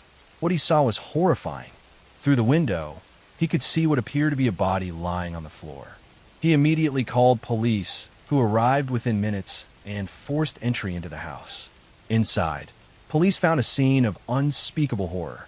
Sherry Coleman was found dead in the master bedroom, lying on the bed. She had been strangled with a ligature. The two boys, Garrett and Gavin, were found dead in their bedrooms, also strangled. All three had been killed while they were sleeping or shortly after waking up that morning. Even more disturbing were messages spray-painted on the walls throughout the house. Someone had written threatening messages in red paint, including phrases that suggested the murders were related to Chris Coleman's work with Joyce Meyer. The graffiti appeared to be an attempt to make the murders look like they were committed by someone angry about the ministry. Chris Coleman arrived home shortly after police and appeared distraught at the scene. He told investigators that his family had been receiving threats for weeks, including disturbing emails and letters. He said the threats were related to his work and that someone had been targeting his family because of his association with Joyce Meyer. Investigators immediately began examining the threatening emails and letters Chris had reported. They quickly noticed something suspicious. The emails had been sent from an account that was traced back to Chris Coleman's own computer. The threatening messages had come from inside the house, sent by Chris himself. He had been creating a false trail of evidence to make it appear his family was being targeted by an outside threat. As detectives dug deeper into Chris's life, They discovered he had been having an affair with a woman named Tara Lentz, who worked for Joyce Meyer's ministry in Florida. Chris and Tara had been involved romantically for several months, exchanging thousands of text messages and emails. Chris had told Tara he was planning to leave his wife and marry her. The evidence showed that Chris had been living a double life. While presenting himself as a devoted Christian husband and father, he was secretly carrying on an affair and planning to leave his family. But divorce would have meant losing his job with the ministry, losing his reputation in the religious community, and paying child support. Chris apparently decided that murdering his family was a better solution than facing the consequences of his choices. The investigation revealed that Chris had planned the murders carefully. He had been sending himself the threatening emails for months to establish a narrative that his family was in danger. On the morning of the murders, Chris had strangled Sherry first, then killed both boys while they slept. He then spray-painted the threatening messages on the walls to stage the scene. After that, he went to the gym to establish an alibi and called his neighbor to discover the bodies. Chris Coleman was arrested and charged with 3 counts of first-degree murder. His trial began in 2011, and the prosecution presented overwhelming evidence of his guilt. They showed the jury the emails traced to his computer, the evidence of his affair with Tara Lentz, and the forensic evidence proving the crime scene had been staged. They presented testimony showing Chris had researched how to commit the perfect murder. The defense tried to argue that someone else could have committed the murders and framed Chris, but the evidence was too strong. The jury heard about Chris's affair, his lies, and his elaborate planning. They saw through his attempts to portray himself as a grieving husband and father. After deliberating for less than a day, the jury found Chris Coleman guilty on all 3 counts of murder. Chris Coleman was sentenced to 3 consecutive life sentences without the possibility of parole. The judge described the murders as especially heinous because Chris had killed his own children while they slept, showing them no mercy. Chris showed no emotion as the sentence was read, maintaining the cold demeanor he had displayed throughout the trial. Sherry Coleman had been a devoted mother who loved her boys and had dedicated her life to raising them. Garrett and Gavin were young boys who loved sports and were being homeschooled by their mother. They trusted their father completely and never knew he was plotting to kill them, so he could start a new life with his girlfriend. Chris Coleman remains in prison in Illinois, where he will spend the rest of his life. The woman he had the affair with, Tara Lentz, was devastated to learn that Chris had murdered his family. She testified against him at trial and has had to live with the knowledge that she was the reason Chris wanted to eliminate his wife and children. The Coleman family murders shocked the religious community and the town of Columbia, Illinois. It revealed how someone can present a perfect Christian image while harboring evil intentions. Chris Coleman chose to murder his innocent wife and children rather than simply walk away and face the consequences of his infidelity. His actions destroyed multiple families and serve as a tragic reminder that evil can hide behind any facade, even one of faith and devotion. Next story. I'm going to tell you a story about a woman who wielded an axe, about a household that harbored dark secrets, and about one of America's most famous unsolved cases that has captivated the public for over a century. In the small industrial city of Fall River, Massachusetts, on a sweltering August morning in 1892, a crime occurred that would shock the nation and remain unsolved to this day.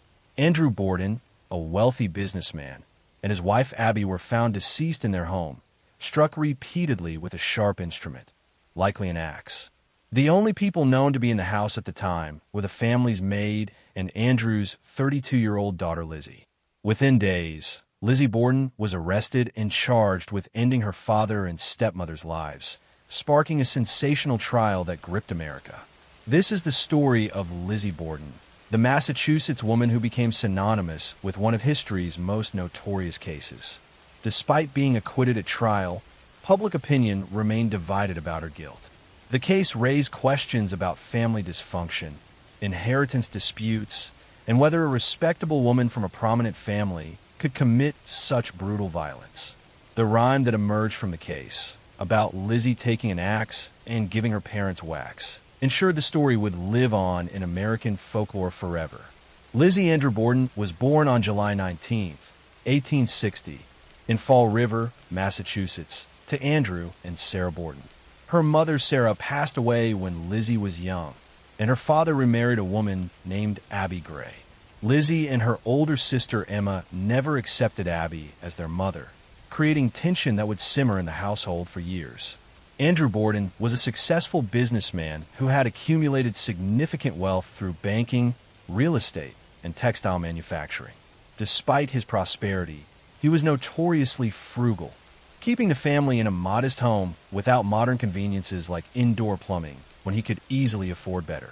This stinginess was a source of resentment for his daughters, who felt they should be living in accordance with their father's actual wealth and social standing. The Borden household was marked by dysfunction and poor communication.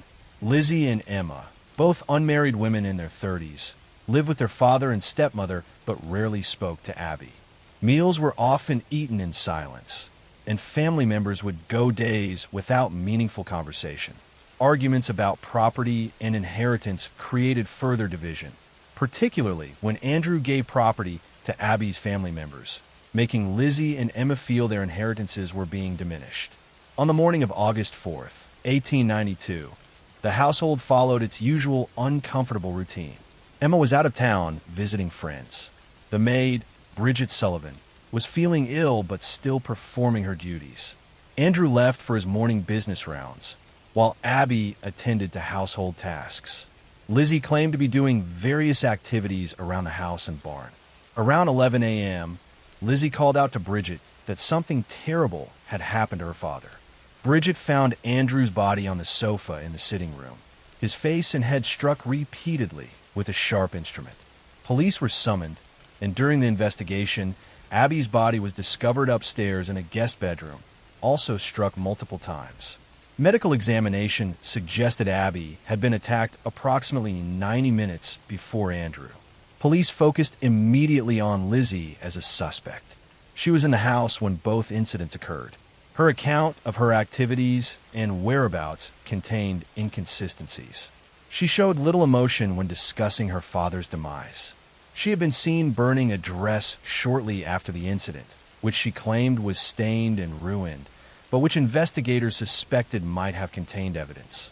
Additionally, investigators learned that Lizzie had attempted to purchase prussic acid, a poison, at a local pharmacy the day before the incidents, though the pharmacist had refused to sell it to her without a prescription.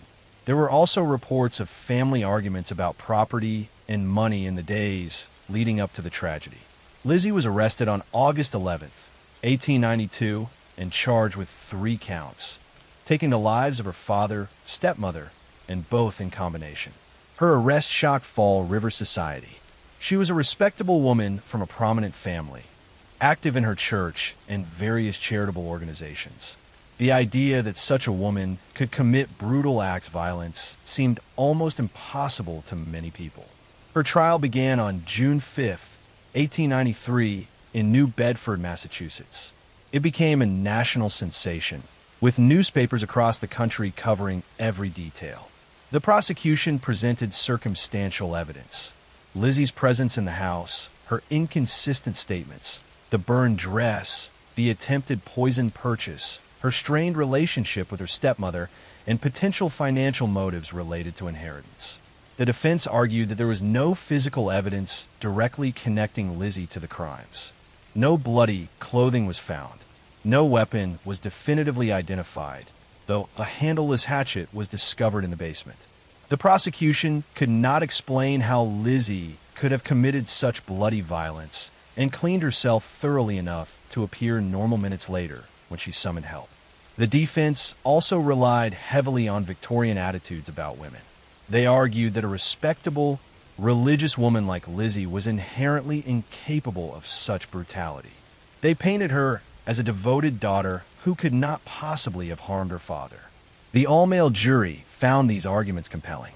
On June 20th, 1893, after deliberating for just over an hour, the jury returned a verdict of not guilty on all charges. Lizzie was freed, though public opinion remained divided. Many believed she had literally gotten away with double homicide, while others maintained her innocence. After her acquittal, Lizzie and Emma used their inheritance to purchase a large house in a fashionable neighborhood of Fall River. Lizzie changed her name to Lisbeth and attempted to live the more sophisticated lifestyle she had always wanted. However, she remained a social outcast, with many in Fall River society refusing to associate with her. She lived in relative isolation until her passing in 1927 at age 66. Emma had stopped speaking to Lizzie years earlier and moved out after a falling out, the details of which were never made public. Emma passed away just days after Lizzie, and they were buried near their father and stepmother in the family plot. The Lizzie Borden case remains officially unsolved. Over the years, alternative theories have emerged suggesting other possible perpetrators, including the maid Bridget, an unknown intruder, or even Emma despite her alibi. But no theory has ever been proven, and most historians believe Lizzie was indeed responsible, though the evidence was insufficient for conviction under the legal standards of the time. The case became embedded in American culture through the children's rhyme. Lizzie Borden took an axe and gave her mother 40 whacks. When she saw what she had done, she gave her father 41. The actual number of blows was fewer, and Abby was technically Lizzie's stepmother, but the rhyme captured the public imagination and ensured the case would never be forgotten. The Borden House in Fall River still stands and operates as a museum and bed and breakfast, attracting visitors fascinated by the unsolved mystery. Next story. I'm going to tell you a story about power, silence, and the cost of speaking the truth. It is the story of how an industry built on dreams and fame allowed one man to control women's futures through fear. This is the story of Harvey Weinstein and the system that helped him stay untouchable for decades. For years, Harvey Weinstein was one of the most powerful figures in Hollywood. As the co-founder of Miramax and later the Weinstein Company, he produced dozens of award-winning films that shaped modern cinema. He stood on the stages of the Academy Awards, shaking hands with actors, directors, and politicians. His name appeared in movie credits alongside some of the greatest titles of the 1990s and 2000s. To the public, he was the man who made stars. Inside the industry, he was feared. Weinstein's story began in Queens, New York, where he and his brother Bob grew up in a working-class family. In the 1970s, the two founded Miramax, naming it after their parents, Miriam and Max. They began by distributing small independent films, slowly building a reputation for bringing daring stories to mainstream audiences. By the 1990s, Miramax was a powerhouse. It released Pulp Fiction, The English Patient, Shakespeare in Love, and countless others that defined a generation. But behind the scenes, Harvey Weinstein ruled through intimidation. Colleagues described him as explosive, controlling, and obsessed with dominance. He shouted at assistants, humiliated executives, and demanded absolute loyalty. That same hunger for power extended beyond his office and into his relationships with women. In hotel suites, production offices, and film festivals, Weinstein used his position to lure aspiring actresses and employees into situations where he could exploit them. He would promise career opportunities, auditions, or roles, but once alone, he would corner them, harass them, or assault them.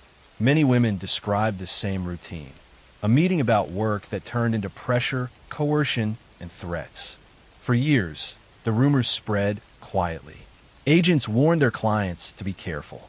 Some assistants tried to speak up, but were silenced by non-disclosure agreements or fear of losing their careers.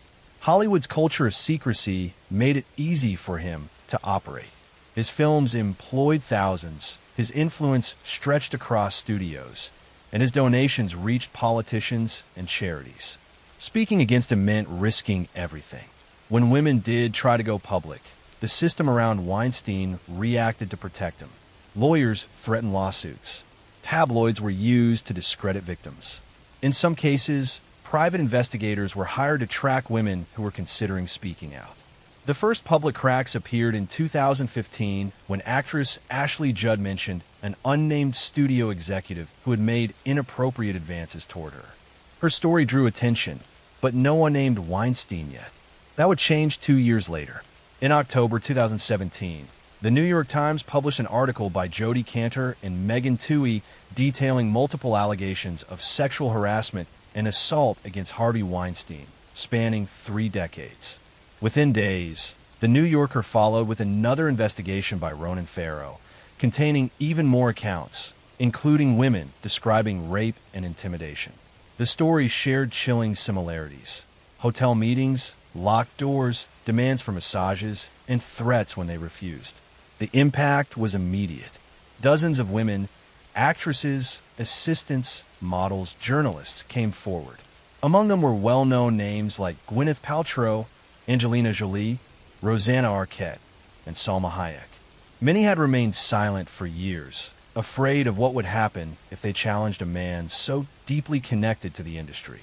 As the accusations grew, so did the realization that this was not an isolated case of one predator. It was a window into how Hollywood had normalized abuse of power for decades. The story ignited a movement. Women across industries began sharing their own experiences under the hashtag #MeToo, a phrase originally coined by activist Tarna Burke years earlier to support survivors of sexual violence. Within months, the #MeToo movement became a global reckoning. Harvey Weinstein was fired from his own company and expelled from the Academy of Motion Picture Arts and Sciences.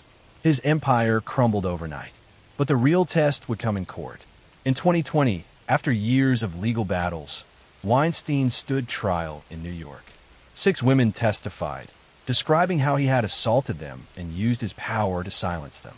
The prosecution presented a pattern of manipulation, using his position as a gatekeeper of careers to control young women's lives. The defense tried to argue that the encounters were consensual and part of the power dynamics of the industry. The jury disagreed. Weinstein was convicted of rape and sexual assault and sentenced to 23 years in prison. Later, additional charges in California led to another conviction, adding 16 more years to his sentence. Once one of the most powerful men in entertainment, he would spend the rest of his life behind bars. The consequences went far beyond Weinstein himself. His downfall opened a floodgate. Executives, directors, journalists, and politicians across the world faced new scrutiny. Victims who had stayed silent for years finally spoke out. Entire organizations reevaluated their policies on harassment and consent. For many women, the movement represented the first time their voices were believed. Yet for others, it was a painful reminder of how long the system had ignored them. Some of Weinstein's victims had tried to report him in the 1990s, but were dismissed or paid off through settlements that buried their stories. The legal structures that protected powerful men for so long, non-disclosure agreements, private arbitration, and corporate complicity, began to crumble only after the media exposure. The film industry has tried to move forward, but the scars remain. Many survivors of Weinstein's abuse continue to deal with trauma, therapy, and careers that never recovered. Some left the industry entirely. The #MeToo movement, though transformative, also faced backlash. Critics claimed it created fear and overcorrection. But its impact was undeniable. It changed how the world talks about consent, accountability, and power. Weinstein's case showed how abuse can hide in plain sight when wealth and influence are involved. He surrounded himself with enablers, lawyers, publicists, and executives who benefited from his success and looked away from his crimes. In the end, his downfall was not only a personal collapse, but an indictment of an entire culture that prioritized money and fame over humanity. When he entered the courtroom in handcuffs, limping and pale, the image symbolized the end of an era, the moment when power no longer guaranteed protection. For decades, Hollywood had rewarded silence. Now, silence had finally broken. Harvey Weinstein will likely die in prison. His name, once attached to golden statues and glamorous parties, now stands as a warning, a symbol of what happens when power goes unchecked. But the women who spoke out did more than expose one man.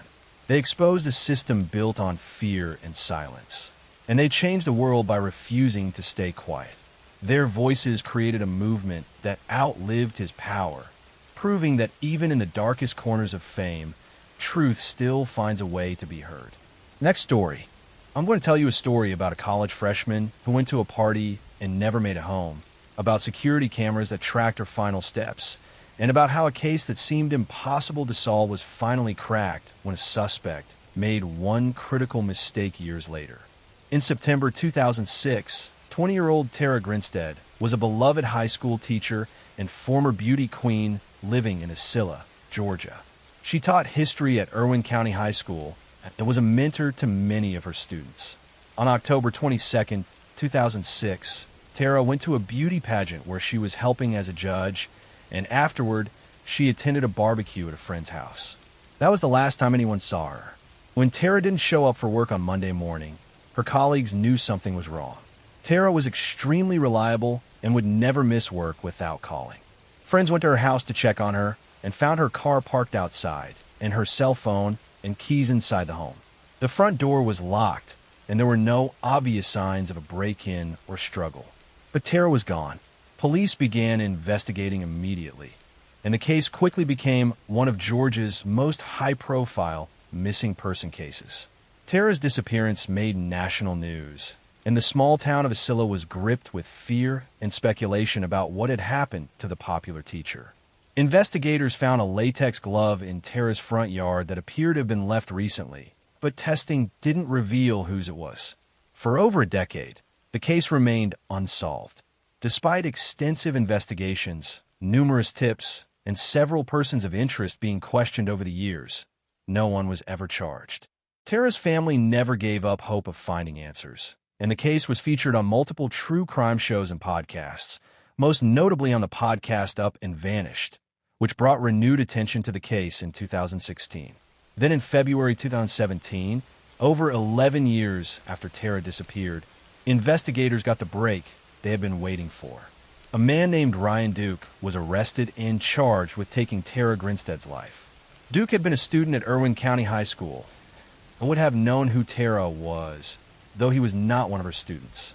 The arrest shocked the community because Duke had never been a major suspect in the case. According to the investigation, Ryan Duke confessed to a friend about what he had done, and that friend eventually went to authorities. Duke told investigators that he had broken into Tara's home intending to commit burglary. He claimed he was high on drugs at the time, and that when Tara woke up and confronted him, he panicked and attacked her, strangling her to death. Duke said he then enlisted the help of a friend named Bo Dukes to dispose of Tara's body. According to the confession, the two men took Tara's body to a pecan orchard that belonged to Bo Dukes' family, where they burned her remains and scattered the ashes. Bo Dukes was arrested and charged with concealing a death and hindering the apprehension of a criminal. He was later convicted and sentenced to 25 years in prison. The confession and arrest brought some answers to Tara's family after more than a decade of uncertainty. But the case was far from over. Ryan Duke's trial was delayed multiple times over the next several years. Then, when the trial finally began in 2022, Duke did something shocking. He recanted his confession. At trial, Ryan Duke claimed that his confession had been false and that he had only confessed because he was under pressure. He now claimed that Bo Dukes was actually the one who had taken Tara's life and that he, Ryan, had only helped dispose of the body. Duke testified that Bo had told him he killed Tara and forced him to help burn her remains, threatening him to keep quiet about it. The trial became a complicated he-said situation. Bo Dukes was already in prison and chose not to testify, exercising his Fifth Amendment right. The prosecution had Ryan Duke's original confession where he admitted to strangling Tara, but Duke was now claiming that confession was coerced and false. The defense argued that Bo Dukes was the real killer and that Ryan had been wrongly blamed. The jury heard testimony about the investigation, about the latex glove found in Tara's yard, and about the lack of physical evidence directly tying Ryan Duke to the scene. They heard Ryan Duke's confession and his explanation for why he now said it wasn't true. They had to decide whether to believe Duke's original confession or his trial testimony claiming innocence. In May 2022, after several days of deliberation, the jury reached a surprising verdict. They found Ryan Duke not guilty of taking Tara Grinstead's life. However, they did convict him of concealing a death, finding that he had helped dispose of her body even if they weren't convinced beyond reasonable doubt that he had been the one to kill her. Duke was sentenced to 10 years in prison, with credit for time already served while awaiting trial. The verdict was devastating for Tara's family and friends. After waiting 16 years for justice, the person who confessed to ending Tara's life was acquitted of that charge. Many people in the community believed that Ryan Duke had gotten away with taking a life, while others felt the jury had done the right thing given the lack of physical evidence and the recanted confession. Bo Dukes remains in prison, serving his sentence for concealing Tara's death and hindering the investigation. Some people believe he was actually the one who killed Tara, as Ryan Duke claimed at trial. Others believe both men were involved in different ways. The truth about exactly what happened to Tara Grinstead that October night in 2006 may never be fully known. Tara Grinstead was a dedicated teacher who made a positive impact on countless students during her career. She was working on her master's degree and had her whole future ahead of her. Her former students remember her as caring, encouraging, and someone who genuinely wanted to help them succeed. She deserved to continue teaching and inspiring young people, but instead, her life was cut short. The case highlighted how difficult it can be to prosecute crimes when physical evidence is destroyed and when the only evidence is a confession that is later recanted. It also showed how cold cases can sometimes be solved years or even decades later when witnesses finally come forward with information. While Tara's family didn't get the verdict they hoped for, they at least finally knew what had happened to her and were able to have some closure after 16 years of painful uncertainty. Tara's legacy lives on through the students whose lives she touched and through the foundation her family established to provide scholarships to local students. She is remembered not for how she died, but for how she lived and the positive difference she made in her community during her 20-year life. Next story. I'm going to tell you a story about a man who lived in shadows, about a community paralyzed by fear, and about how one person's reign of terror can change an entire region forever. In the rural towns of Texarkana, straddling the border between Texas and Arkansas, the spring of 1946 should have been a time of celebration. World War II had ended, soldiers were returning home, and America was entering a new era of prosperity. But a series of attacks was about to transform this peaceful community into a place of fear, where people were afraid to leave their homes after dark. This is the story of the Phantom Killer, an unidentified person who terrorized Texarkana for 10 weeks in 1946. Between February and May, this individual attacked 8 people, taking the lives of 5 in a series of incidents that targeted young couples parked on lovers' lanes. The attacks were brutal and seemingly random, creating panic throughout the region. Despite one of the largest investigations in Texas history, the Phantom Killer was never caught, and the case remains unsolved nearly 80 years later. The attacks began on February 22, 1946, when a young couple, Jimmy Hollis and Mary Jean Larry, were parked on a secluded road outside Texarkana. A man approached their car, shining a flashlight and carrying a weapon. He ordered them out of the vehicle and attacked them both. Jimmy was struck repeatedly, and Mary Jean was harmed before the attacker fled. Both survived, though they were traumatized by the experience. Police investigated but found few clues. The victims could provide only a vague description of their attacker, who had used the darkness and his flashlight to keep his face hidden. The incident seemed like an isolated attack, terrible but not necessarily part of a pattern. 3 weeks later, on March 24th, another couple was attacked. Richard Griffin and Polly and Moore were found deceased in Richard's car on a secluded road. Both had been shot, and the scene suggested the attacker had surprised them while they were parked. The brutality shocked the community, but investigators initially did not connect it to the earlier attack on Hollis and Larry. On April 14th, another couple was attacked on a lover's lane. Paul Martin and Betty Jo Booker were found deceased, their bodies showing they had been shot. Paul's body was found near his car, while Betty Jo's was discovered some distance away, suggesting she had tried to escape. The pattern was now undeniable. Someone was targeting young couples in parked cars. The community descended into panic. Parents forbade teenagers from going out at night. Businesses closed early. People installed extra locks and kept weapons near their beds. The Texas Rangers, FBI, and local law enforcement agencies launched a massive investigation, but the killer remained elusive. On May 3rd, the pattern changed. The attacker struck at a home rather than targeting a couple in a car. Virgil Starks was in his living room when he was shot through a window. His wife, Katie, survived despite being shot twice and managed to call for help.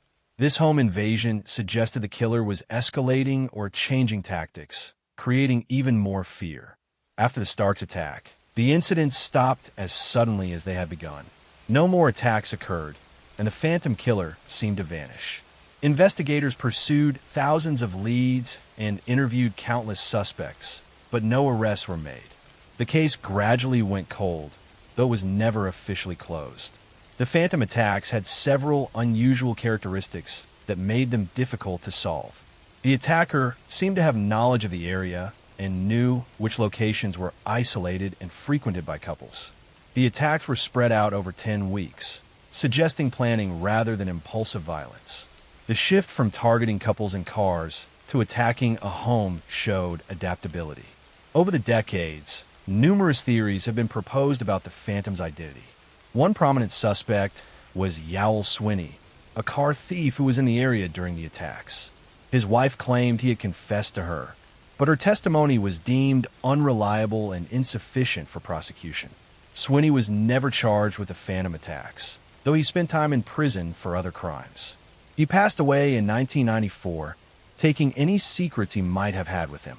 Other theories suggested the killer might have been a transient passing through the area, which would explain why the attacks stopped suddenly.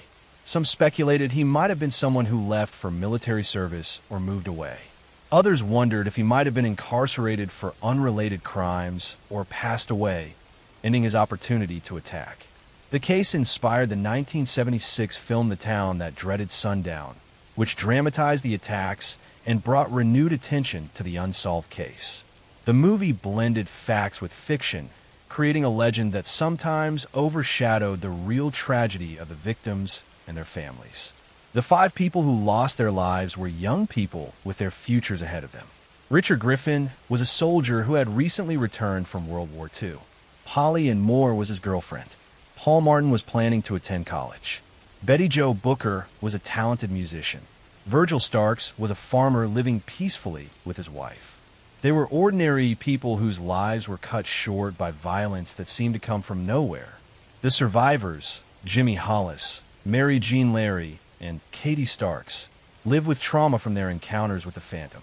They had looked into the face of this mysterious attacker and survived, but they carried the psychological scars for the rest of their lives.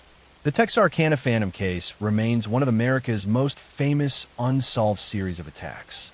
It represents a time when forensic science was limited, when regional law enforcement agencies struggled to coordinate, and when a determined individual could terrorize an entire community and then disappear without trace. The case also reveals how fear can grip a community when violence seems random and the perpetrator remains unknown. Texarkana in 1946 became a place where neighbors suspected each other, where normal activities like dating became dangerous, and where the inability to solve the crimes created lasting unease. Nearly 80 years later, the identity of the Phantom Killer remains unknown. The case files are still open, though most of the original investigators have passed away. Advances in forensic technology offer little help when physical evidence from the 1940s was limited and has degraded or been lost over time. The Phantom Killer took 5 lives, destroyed the peace of an entire community, and created a mystery that has never been solved.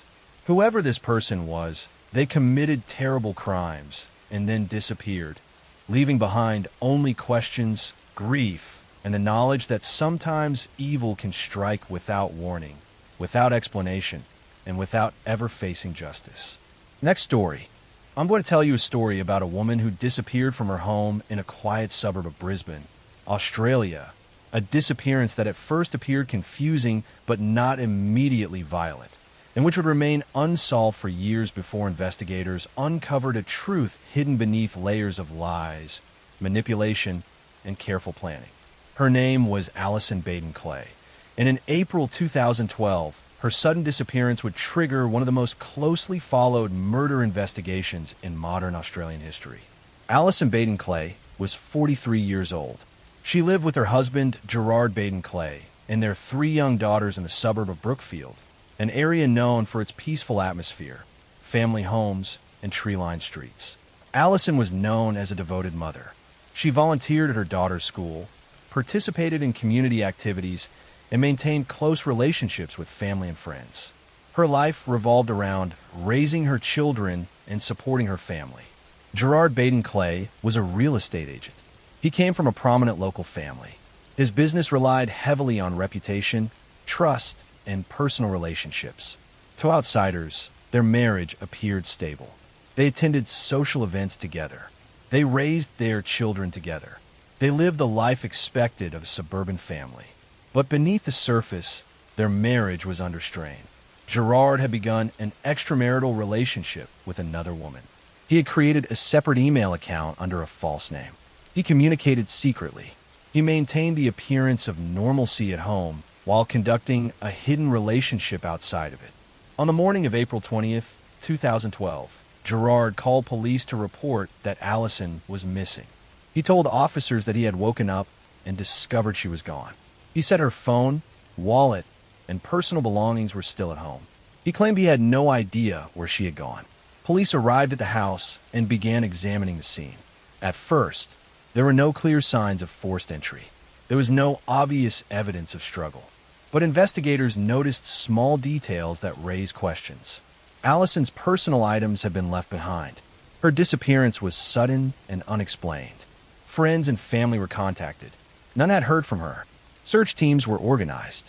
Volunteers joined police in combing nearby parks, roads, and wooded areas. Helicopters scanned the terrain.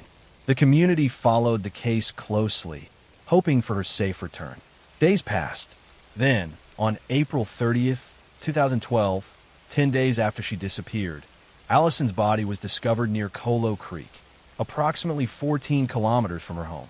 The discovery transformed the investigation into a homicide case. Forensic examination determined that Alison had died from violence. Her body showed signs consistent with homicide rather than accident. Police began examining Gerard's behavior more closely. They reviewed his phone records, emails, and financial activity. They discovered his ongoing affair. They uncovered evidence that he had been under financial stress. His business was struggling. He had significant debts. Investigators also examined physical evidence found at the family home. They discovered scratches on Gerard's face. When questioned, he initially claimed the scratches were caused by shaving. Later, he provided a different explanation, saying they were caused by a tree branch. These inconsistencies raised suspicion. Forensic analysis of the home revealed traces of Alison's blood. Investigators reconstructed the timeline of the night she disappeared. They determined that Gerard had been alone with her during the time she was last seen alive. In June 2012, Gerard Baden-Clay was arrested and charged with murder. The trial began in 2014. Prosecutors presented a detailed case. They argued that Gerard had killed Alison inside their home and later disposed of her body near Colo Creek. They presented forensic evidence, phone records, and testimony demonstrating inconsistencies in his statements. The defense argued that the evidence was circumstantial and did not conclusively prove murder. The jury examined the evidence carefully. They considered the scratches on Gerard's face, the blood evidence inside the home, his financial and personal circumstances, and his changing explanations. In July 2014, Gerard Baden-Clay was found guilty of murder. He was sentenced to life imprisonment. The case had a profound impact on the community. Brookfield, once known only as a quiet suburb, became associated with a crime that shattered its sense of security. Friends, neighbors, and family members struggled to understand how someone who appeared ordinary could commit such violence. The investigation demonstrated how homicide can occur within familiar environments, how deception can exist behind everyday routines, and how forensic evidence and careful investigative work can uncover truth even when no witnesses are present. Allison's daughters grew up without their mother. Her family continued to live with the loss. The house where she once lived eventually returned to silence, occupied by new residents unaware of the events that had unfolded there.